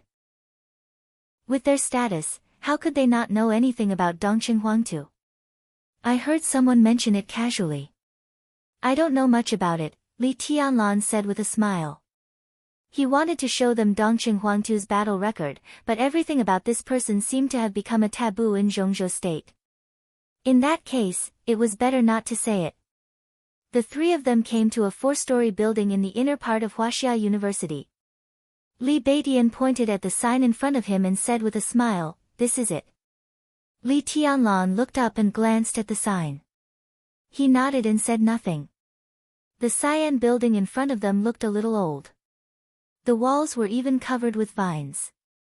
The building was surrounded by gall sycamore trees. Against the backdrop of the trees and vines, the place looked very quiet. Even the signboard of the Leisure Sports Club hanging in front of the building looked a little distant. The interior of the building was a different world. The 4 floors of the building were well organized. Basketball, table tennis, and badminton were all on the first floor. The second floor was a small but exquisite bowling court. The third floor was for billiards, which was also the most popular place in the club. The fourth floor was for regular fitness equipment and yoga rooms. Li Tianlan and the two of them went all the way up to the third floor. Li Tianlan, who would instinctively observe his surroundings no matter where he went, found that the entire third floor was quiet. The dozens of billiards tables were empty. There was only a young man who looked a little handsome, and he was wiping the cue stick in boredom. "Business isn't good." Li Tianlan muttered to himself. "Business is very good, but we've booked the whole place." Ning Qianqing smiled and directly called out to the young man who was wiping the cue stick not far away. "Ho Long, let me introduce you to a friend." The young man who was wiping the cue looked up and walked over with the cue stick in his hand. There was a rare purity in his smile. "Tianlan, this is my cousin, Zhang Holong.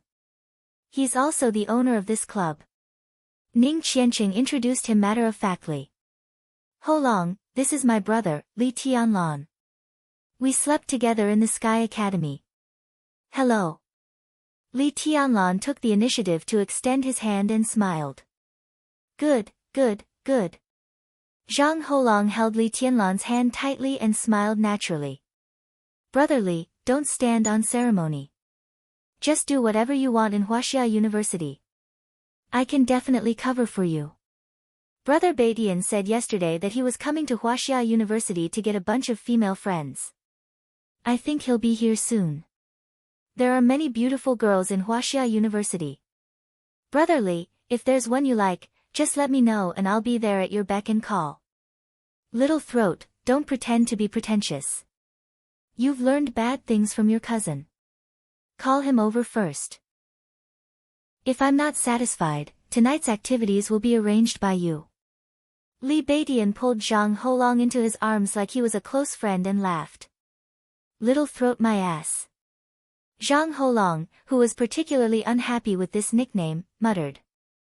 He looked at the time and said, you guys play first. I'll make a call and set up this time. I think he'll be here soon. Do whatever you want. Li Baidian waved his hand indifferently. He picked up a cue nearby and prepared to start the game. Tianlan, come play a round with me. I won't. Li Tianlan said carelessly, I'm not interested either. You play with Qiancheng, I'll watch. I say, you really need to get in touch with things that young people should get in touch with. Watch carefully, you'll play the next round. Li Baidian laughed. Before he finished speaking, an obedient and quiet voice suddenly sounded. Holong, why did you call me? Everyone present turned their heads almost at the same time. In their line of sight, a girl who looked to be 17 or 18 years old walked up the stairs. The girl was about 1.65 meters tall. She was a little petite, but extremely beautiful and exquisite. She walked up to them with light steps. Under her long eyelashes, her beautiful eyes blinked. She was as cute as the most expensive doll. And the most impressive thing about her was her voice. It was a delicate child's voice, which sounded very pleasing to the ear. A girl like this simply found the perfect balance between a Lolita and a young girl. She exuded a very strange charm from head to toe. It's poetic, very poetic. Li Baidian glanced at the girl and kept muttering to himself. Li Tianlan also glanced at her. He didn't see anything poetic in her. He just thought that the girl was indeed beautiful. She might not be as beautiful as Qin Weibai or Wang Yuetong, but in Huaxia University, she deserved to be the campus belle. Different from the short skirts and black stockings outside, the girl's jeans, canvas shoes, and cartoon sweater made her look very simple and refreshing. She stood there quietly, but she had a gentle and pleasant temperament. Was such a beautiful girl going to be harvested by Li Baidian? Li Tianlan shook his head. It was simply a waste of a good thing. Xinyan is here. I was just about to ask you when you would arrive. Zhang Holong, who was on the phone with his head down, looked up. An unnatural awkwardness flashed across his face. Li Baidian didn't notice it. He held the cue and was about to harvest the girl. Zhang Holong's body trembled slightly. He quickly stopped him and whispered with a smile, my dear brother, don't rush. We don't know what's going on with this girl. I'll talk to her first. Make a handsome pose. I'm here, so don't worry. Li Baidian coughed dryly and nodded, pretending to be calm. He bent down and made a pose with a face full of concentration. Xinyan, I have something to tell you. Let's talk somewhere else. Zhang Holong smiled awkwardly. He seemed to have a good relationship with the girl. He took her by the arm and walked to the other side. More than 10 meters away from them, Zhang Holong lowered his voice and said a few words. The girl named Xinyan turned her head and glanced at Li Baidian. She raised her eyebrows slightly. She looked like a very well-behaved girl, but as she raised her eyebrows, there was a sharp and awe-inspiring aura all over her body. But Li Baidian didn't notice it. He kept his pose with a face full of concentration. Zhang Holong said something again. So? The girl's delicate voice sounded. At the same time, she glanced at Li Baidian again. Li Baidian continued to focus, so, Zhang Holong's increasingly embarrassed voice sounded, and he immediately lowered it. Li Tianlan watched all this with interest. He always felt that things were not so simple. As a result, he saw the girl smile sweetly, like a blooming flower. Li Tianlan was slightly stunned. The next second, the girl grabbed the cue from Zhang Holong's hand and smashed it hard on Zhang Holong's head. She shouted, "Bastard Zhang Holong! I treat you as a friend. How dare you let your friend f*ck me? Do you have any humanity? Scum, bastard, despicable, nasty!" Zhang Holong screamed. Without saying a word, he turned around and ran away. The girl began to chase after him with the cue. Her voice was so delicate that it could make one's imagination run wild. "Stop! Run! How dare you run? Bastard, if you dare to take one more step, I'll find a group of people to trample your d*ck. Do you believe it or not?" Li Tianlan and Ning Qianqing were dumbfounded. Li Beidian, who maintained a handsome posture with a focused face, shook his hand and poked the cue directly on the white ball. It was really a good shot. The white ball directly bounced off the table and flew out of the table. As if it had eyes, it smashed hard on Zhang Holong's head. Zhang Holong screamed again and fell to the ground on his back. Before he could struggle to get up, he was knocked down again by the girl behind him. Zhang Holong, who had a bitter expression on his face, simply stopped struggling. He just hugged his head and curled up his body, screaming, "Li Beidian! Han Xinyan! f***cku! P.S. Student Zhang Holong's cameo can be taken away. Brothers who need cameos can join the new book group, 6705485567. I'll remember every cameo, and make an appearance at the right time." Chapter 51. The change of style was too fast. No one expected that the girl who looked quiet and well-behaved could be so wild and unrestrained in an instant. Not only Li Tianlan, but also Ning Qianqing and Li Beidian were shocked. They didn't come to harvest a girl, but to be harvested by a girl. Li Tianlan held a cigarette and sat motionless on the billiard table. For a moment, he couldn't react at all. Li Beidian kept the posture of hitting the ball and seemed to be completely dumbfounded. Han Xinyan, who looked well-behaved and quiet but was actually quite like a wild girlfriend, seemed to be still angry. Before Zhang Holong got up, she held the cue and was about to give him a few more hard blows. Zhang Holong, who had given up struggling, suddenly struggled like a pig being slaughtered when he saw this posture. He rolled and crawled out of the range of Han Xinyan's cudgel and cried out in exasperation, "Han Xinyan, are you serious?" "What do you mean serious?" Han Xinyan rushed forward with the cue. "How dare you f***ck my grandpa? You want your friend to f***ck me? How dare you? Well, Zhang Holong, I haven't seen you for a few days and you've become so awesome." "Why are you so awesome?" Why are you so awesome? Do you know something? Why are you so awesome?" Chickens were flying and dogs were jumping. Chicken feathers were everywhere. There were only a few people on the third floor, which was a little quiet, but it suddenly became very lively. Zhang Holong was dodging in a panic, Han Xinyan was holding a cue, Li Beidian was confused, and Ning Qianqing and Li Tianlan were stunned. Such a scene was so beautiful that it could not be any more beautiful than that.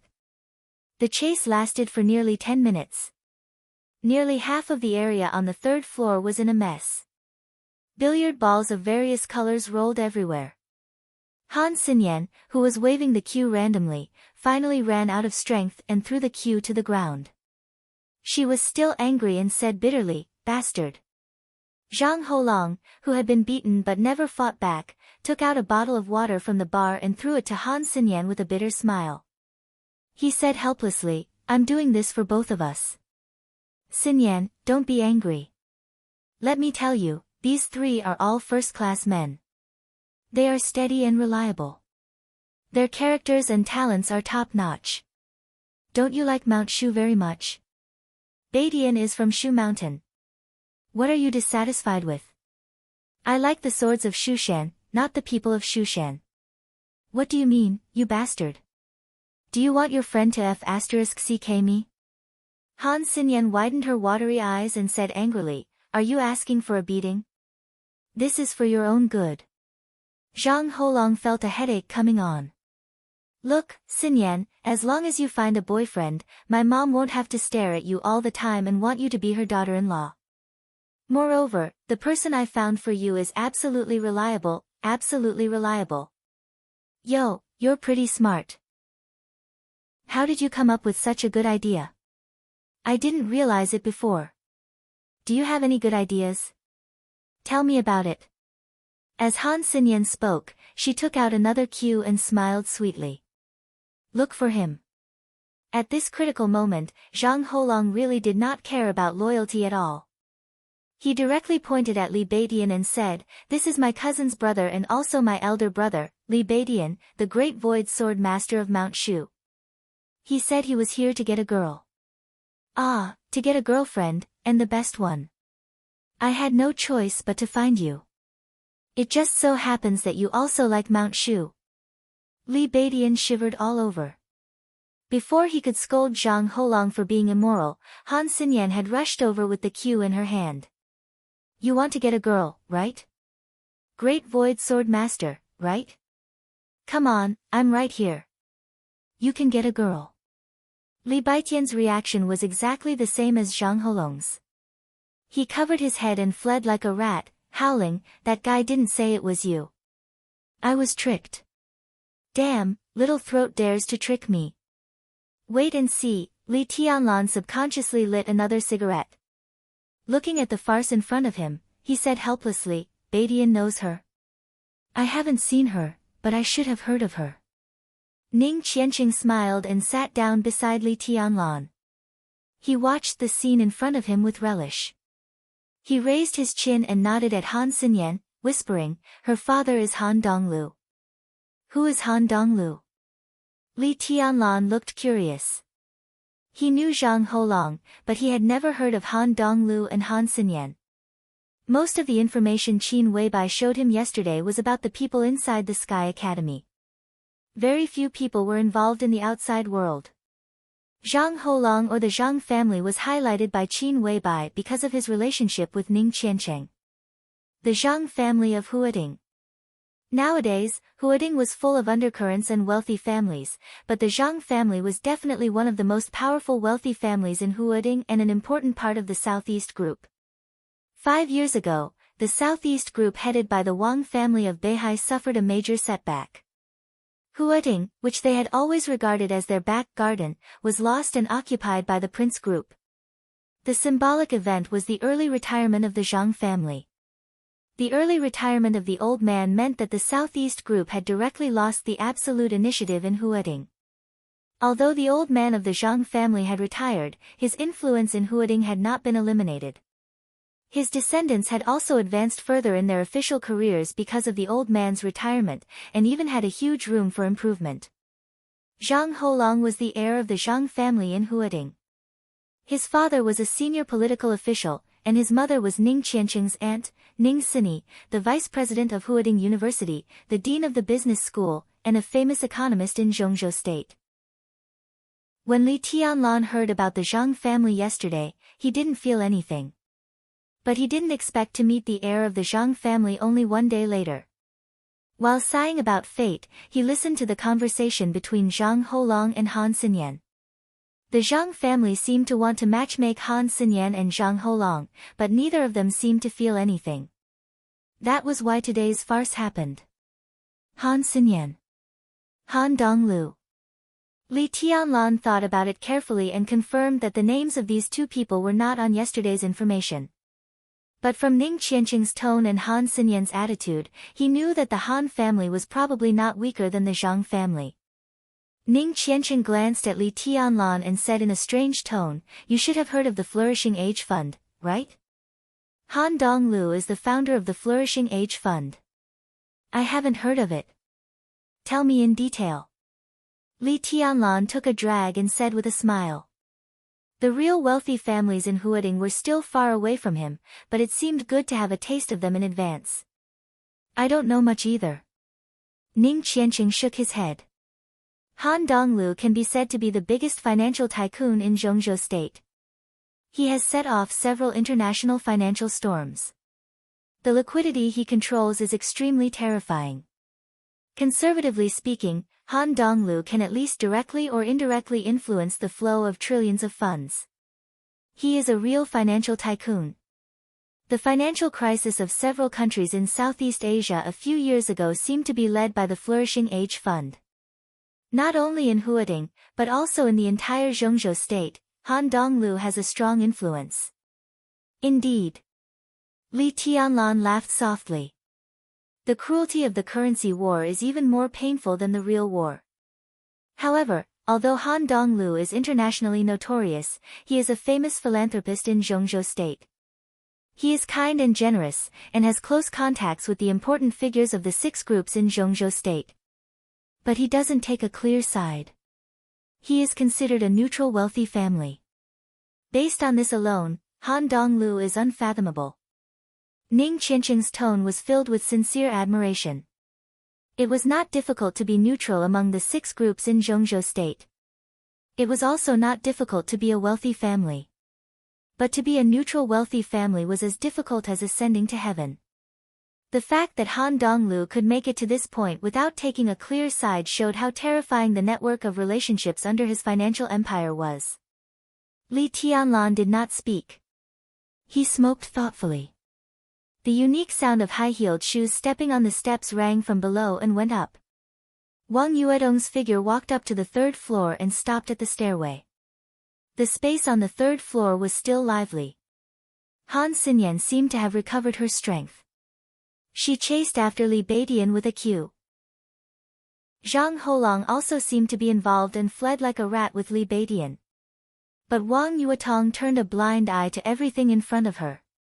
She just looked at Li Tianlan, who was sitting on the table and smoking, with a resentful and aggrieved look in her eyes. Yuetong, here you are. Ning Qianqing took the initiative to greet her. There was a trace of undisguised amazement in his eyes.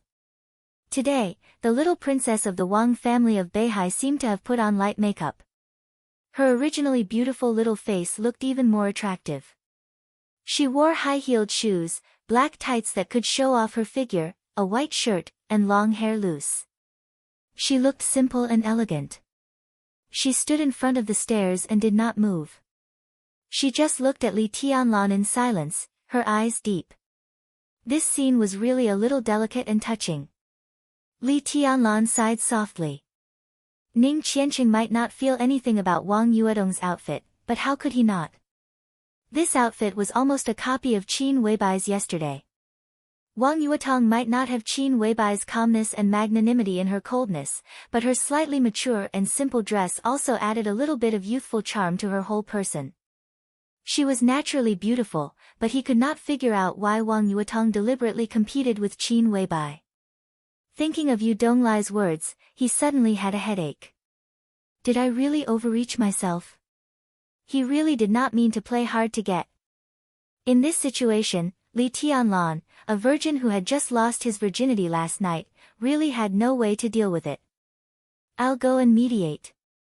Ning Qianqing was not stupid.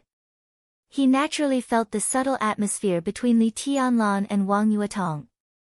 He coughed, turned around, and directly slipped away. Li Tianlan sat quietly where he was and smoked, without saying a word. Wang Yuetong looked at him for a while and bit her lip. But she still walked up to him and said softly, "Senior brother." Li Tianlan glanced at her and nodded, but did not know what to say. The relationship between the two seemed to be a little awkward. How's your injury? Wang Yuetong said softly, I brought a few kinds of medicine and some medicinal materials. They are in the car. I'll give them to you later. No need. Li Tianlan shook his head and looked at Wang Yuetong. He deliberately said in a more polite tone, my injury has healed, thank you. Wang Yuetong wrinkled her nose, and her eyes became more and more resentful. Her voice trembled slightly, as if she was trying hard to suppress her inner emotions.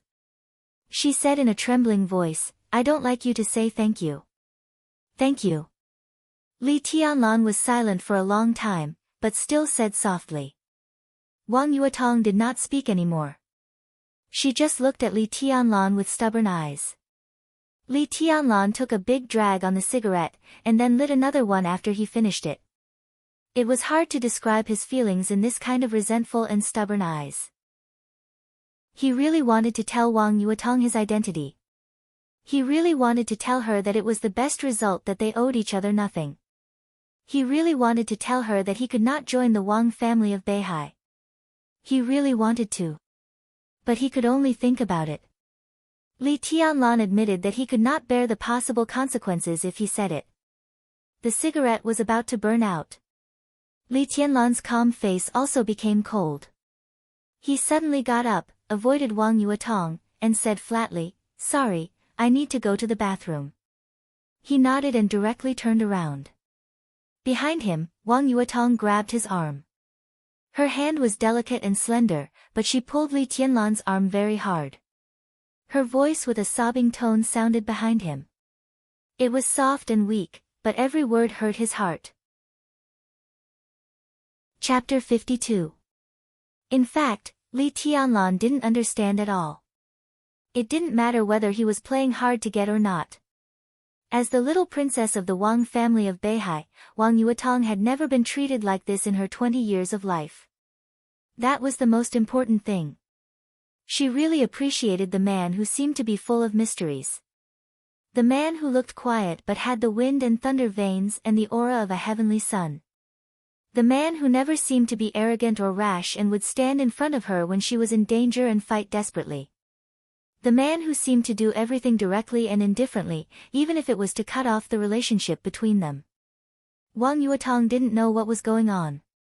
It seemed that she just met with second uncle. Why did everything become like this? Just because of Qin Weibai? Wang Yuetong didn't believe it. Because if it was Qin Weibai, Li Tianlan's relationship with second uncle would at most be a little stiff, but he wouldn't break up with her. She didn't understand why Li Tianlan treated her like this, and she didn't want to accept the statement that Li Tianlan fought desperately for her just to return her favor. After lunch at Yu's, Wang Yuetong was in a trance for most of the day yesterday. Her mind was full of Li Tianlan's determination and straightforwardness when he turned around, the coldness and alienation in his calm expression, the madness and overbearingness when he held the sword and raised the burning fire, and the tenderness and passion when he looked at Qin Weibai. All kinds of Li Tianlan repeatedly appeared in her mind, but as he turned around on the road, all of them seemed to have nothing to do with her. Grievance, sadness, confusion, resentment, unwillingness, and appreciation for Li Tianlan. In a short period of time, Wang Yuetong's heart had accumulated so many complex emotions that she could not even describe them. With such complex feelings gathered together, she even had the idea of snatching Li Tianlan away from Qin Weibai at all costs. Wang Yuetong knew that her state was not right. She was the little princess of the Wang family of Beihai. She should be proud, reserved, and indifferent to the pursuit of a large number of young talents. But self-hypnosis over and over again couldn't change her inner thoughts at all. Especially after seeing Li Tianlan, her intuition kept telling her that she should go crazy for once. At least, she couldn't break up with this man so inexplicably. So at the moment when Li Tianlan was about to get up and leave with a distant face, Wang Yuetong took the initiative to reach out and grab his arm. Her voice was trembling so much that it sounded a little shrill. Her tone contained a trace of grievance and bitterness that made people's hearts tremble. The entire third floor seemed to have quietened down. Li Beidian and Zhang Holong stopped running. Han Xinyan gave up chasing him. Ning Qiancheng, who was still a distance away from the battlefield, also stopped and turned around. In their eyes, Wang Yuetong was holding Li Tianlan's arm with both hands, looking like a pitiful little girl who had just quarreled with her boyfriend but didn't want him to leave. She looked so pitiful. Li Tianlan stood there stiffly, silent. They were dumbfounded. Everyone who saw this scene couldn't react in time. The pitiful girl in front of him was the little princess of the top aristocratic family in Zhongzhou state. What was going on? What the hell happened yesterday? Li Beidian looked at all this with dull eyes and murmured to himself. This was AF King harvest of the highest quality. How many people had seen the little princess of the Wang family of Beihai like this? How the F***ck did she do it? Who is this person? Han Xinyan asked, holding the queue tightly. Of course, she wasn't asking about Wang Yuetong. Although the Han family in Huading was a new aristocratic family, the Flourishing Age Fund was extremely powerful. A few years ago, when the Flourishing Age Fund shorted the Japanese yen, it took the lead and all the major genes in the world followed. In just a few months, trillions of capital poured into the financial market of East Island State. The financial order of the entire East Island State was almost completely broken. While the Flourishing Age Fund made a lot of money, several countries in Southeast Asia were trembling with fear and even couldn't sleep at night. Behind this incident, in fact, was a cooperation between the Wang family of Beihai and the Flourishing Age Fund at the same time. At that time, Wang Tianzong, the #1 expert in Zhongzhou State, who was known as Sword Emperor, went to Huading to have a secret talk with Han Donglu.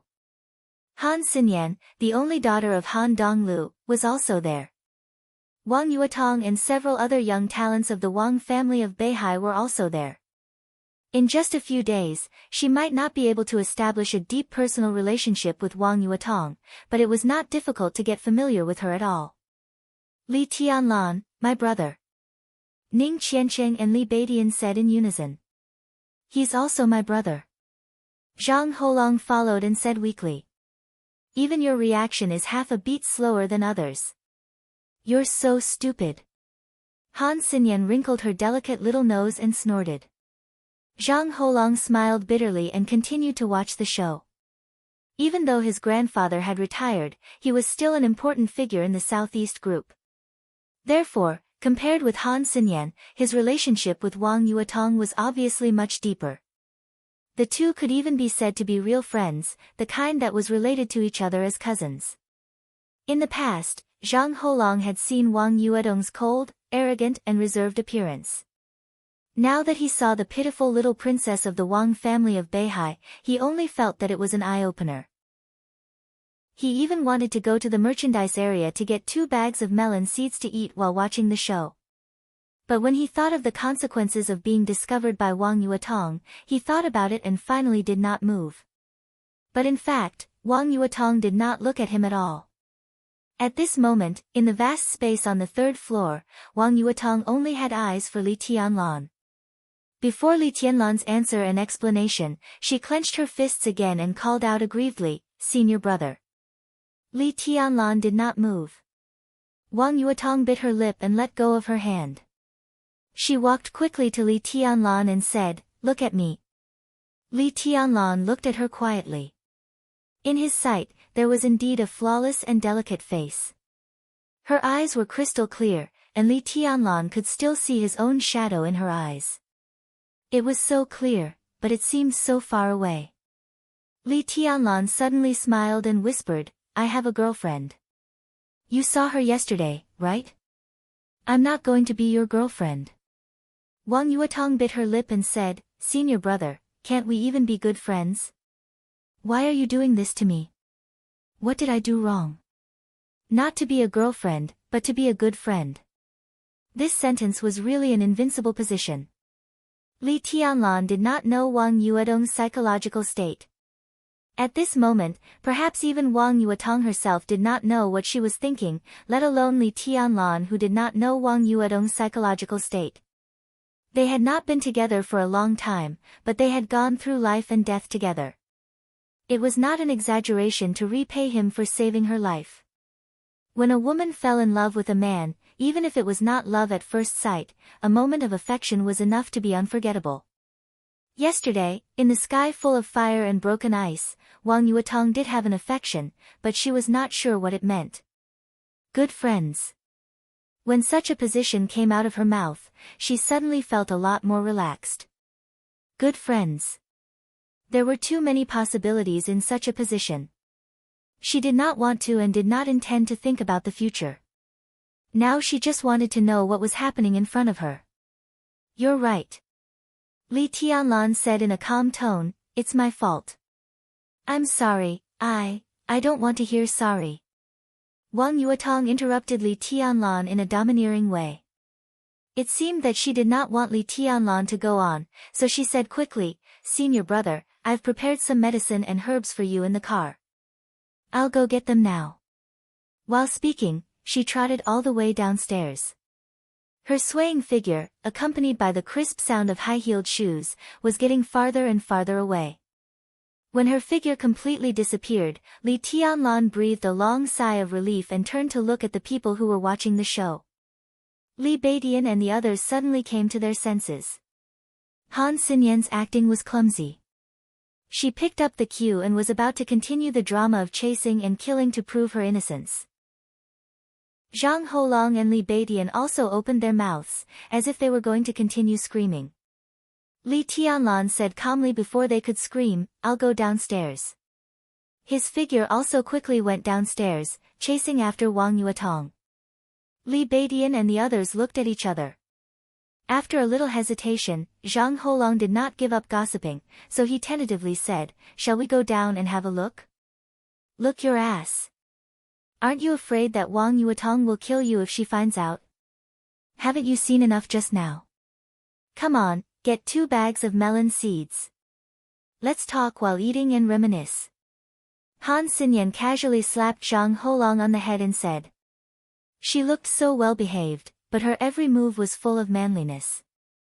Not to mention how Zhang Holong, the direct victim, felt. Xinyan's domineering attitude made Li Beidian, who had been beaten for a long time, and Ning Qiancheng, who had watched 2 good dramas in a row, the first to be unable to stand it.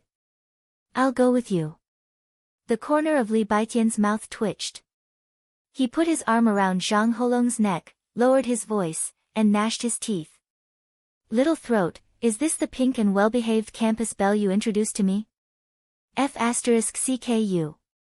If I don't rip you off tonight, believe it or not, my surname is not Li." Behind them, Han Xinyan watched Li Beidian and Zhang Holong walk away with their arms around each other's shoulders. She narrowed her watery eyes and muttered to herself, "Nothing good can happen when these two get together. Don't tell me they still want to F***CK me." She glanced at Ning Qiancheng and suddenly said, "Do you think they still haven't given up? Especially that Li Beidian. He's shifty-eyed and wretched."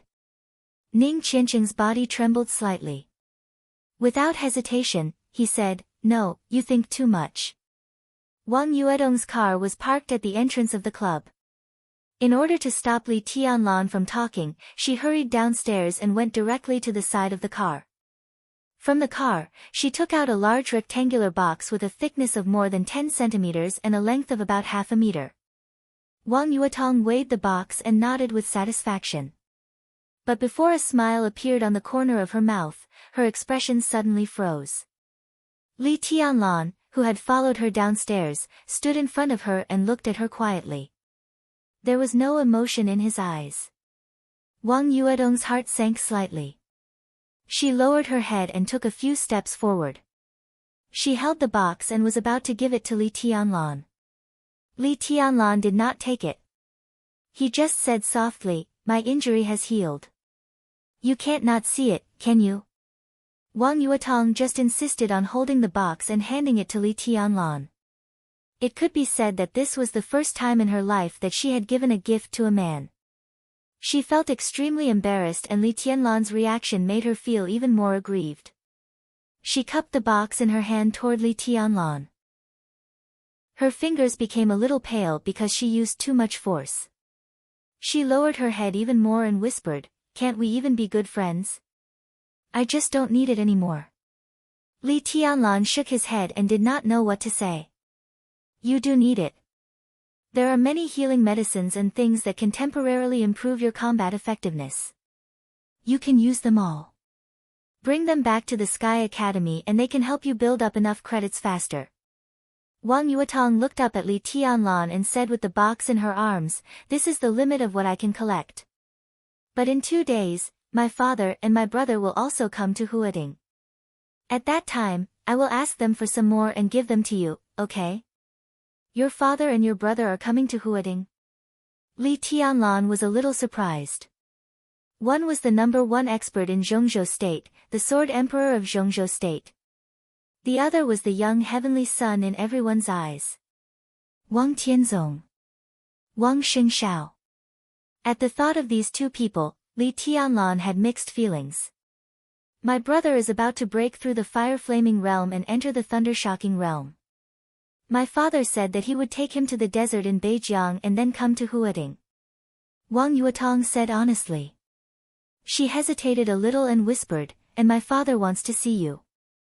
Li Tianlan only felt that his hair all over his body was standing on end. Wang Tianzong wants to see me. What the hell? This was almost the last thing he wanted to see now. He took a deep breath and said calmly, His Highness Sword Emperor is busy every day. It's a waste of time to see me. I'm just a nobody. It's better not to see me. He nodded to Wang Yuetong. He said politely, Thank you for your things, but I really don't need them now. Put them away. He turned around and left. Li Tianlan took a deep breath and went straight to the door of the club. Li Tianlan. Wang Yuetong's almost screaming voice sounded behind him. The sun was shining brightly. Under the mottled shadows of the trees, the girl's voice was helpless and sad. Her emotions seemed to be completely out of control, and her face was covered with tears. She held the box in one hand and wiped her tears with the other. She sobbed softly and said, Do I make you hate me so much? Why do you want to be even with me? I just want you to owe me. You saved me yesterday, but it doesn't count. If you treat me like this, I'd rather die. It doesn't count. Do you hear me? You still owe me. I'll make you owe me for the rest of your life. Li Tianlan stopped walking up the steps. He didn't look back, but said in a cold tone, Then I owe you. You're tuning into the Blissful Bookshelf YouTube channel. We're so grateful for your support, and don't forget to subscribe to join us on this incredible journey through captivating stories. Your generosity through donations truly makes a world of difference, as it's the primary source of revenue that allows me to expand and enhance this channel for you. Thank you from the bottom of my heart for being a part of this adventure.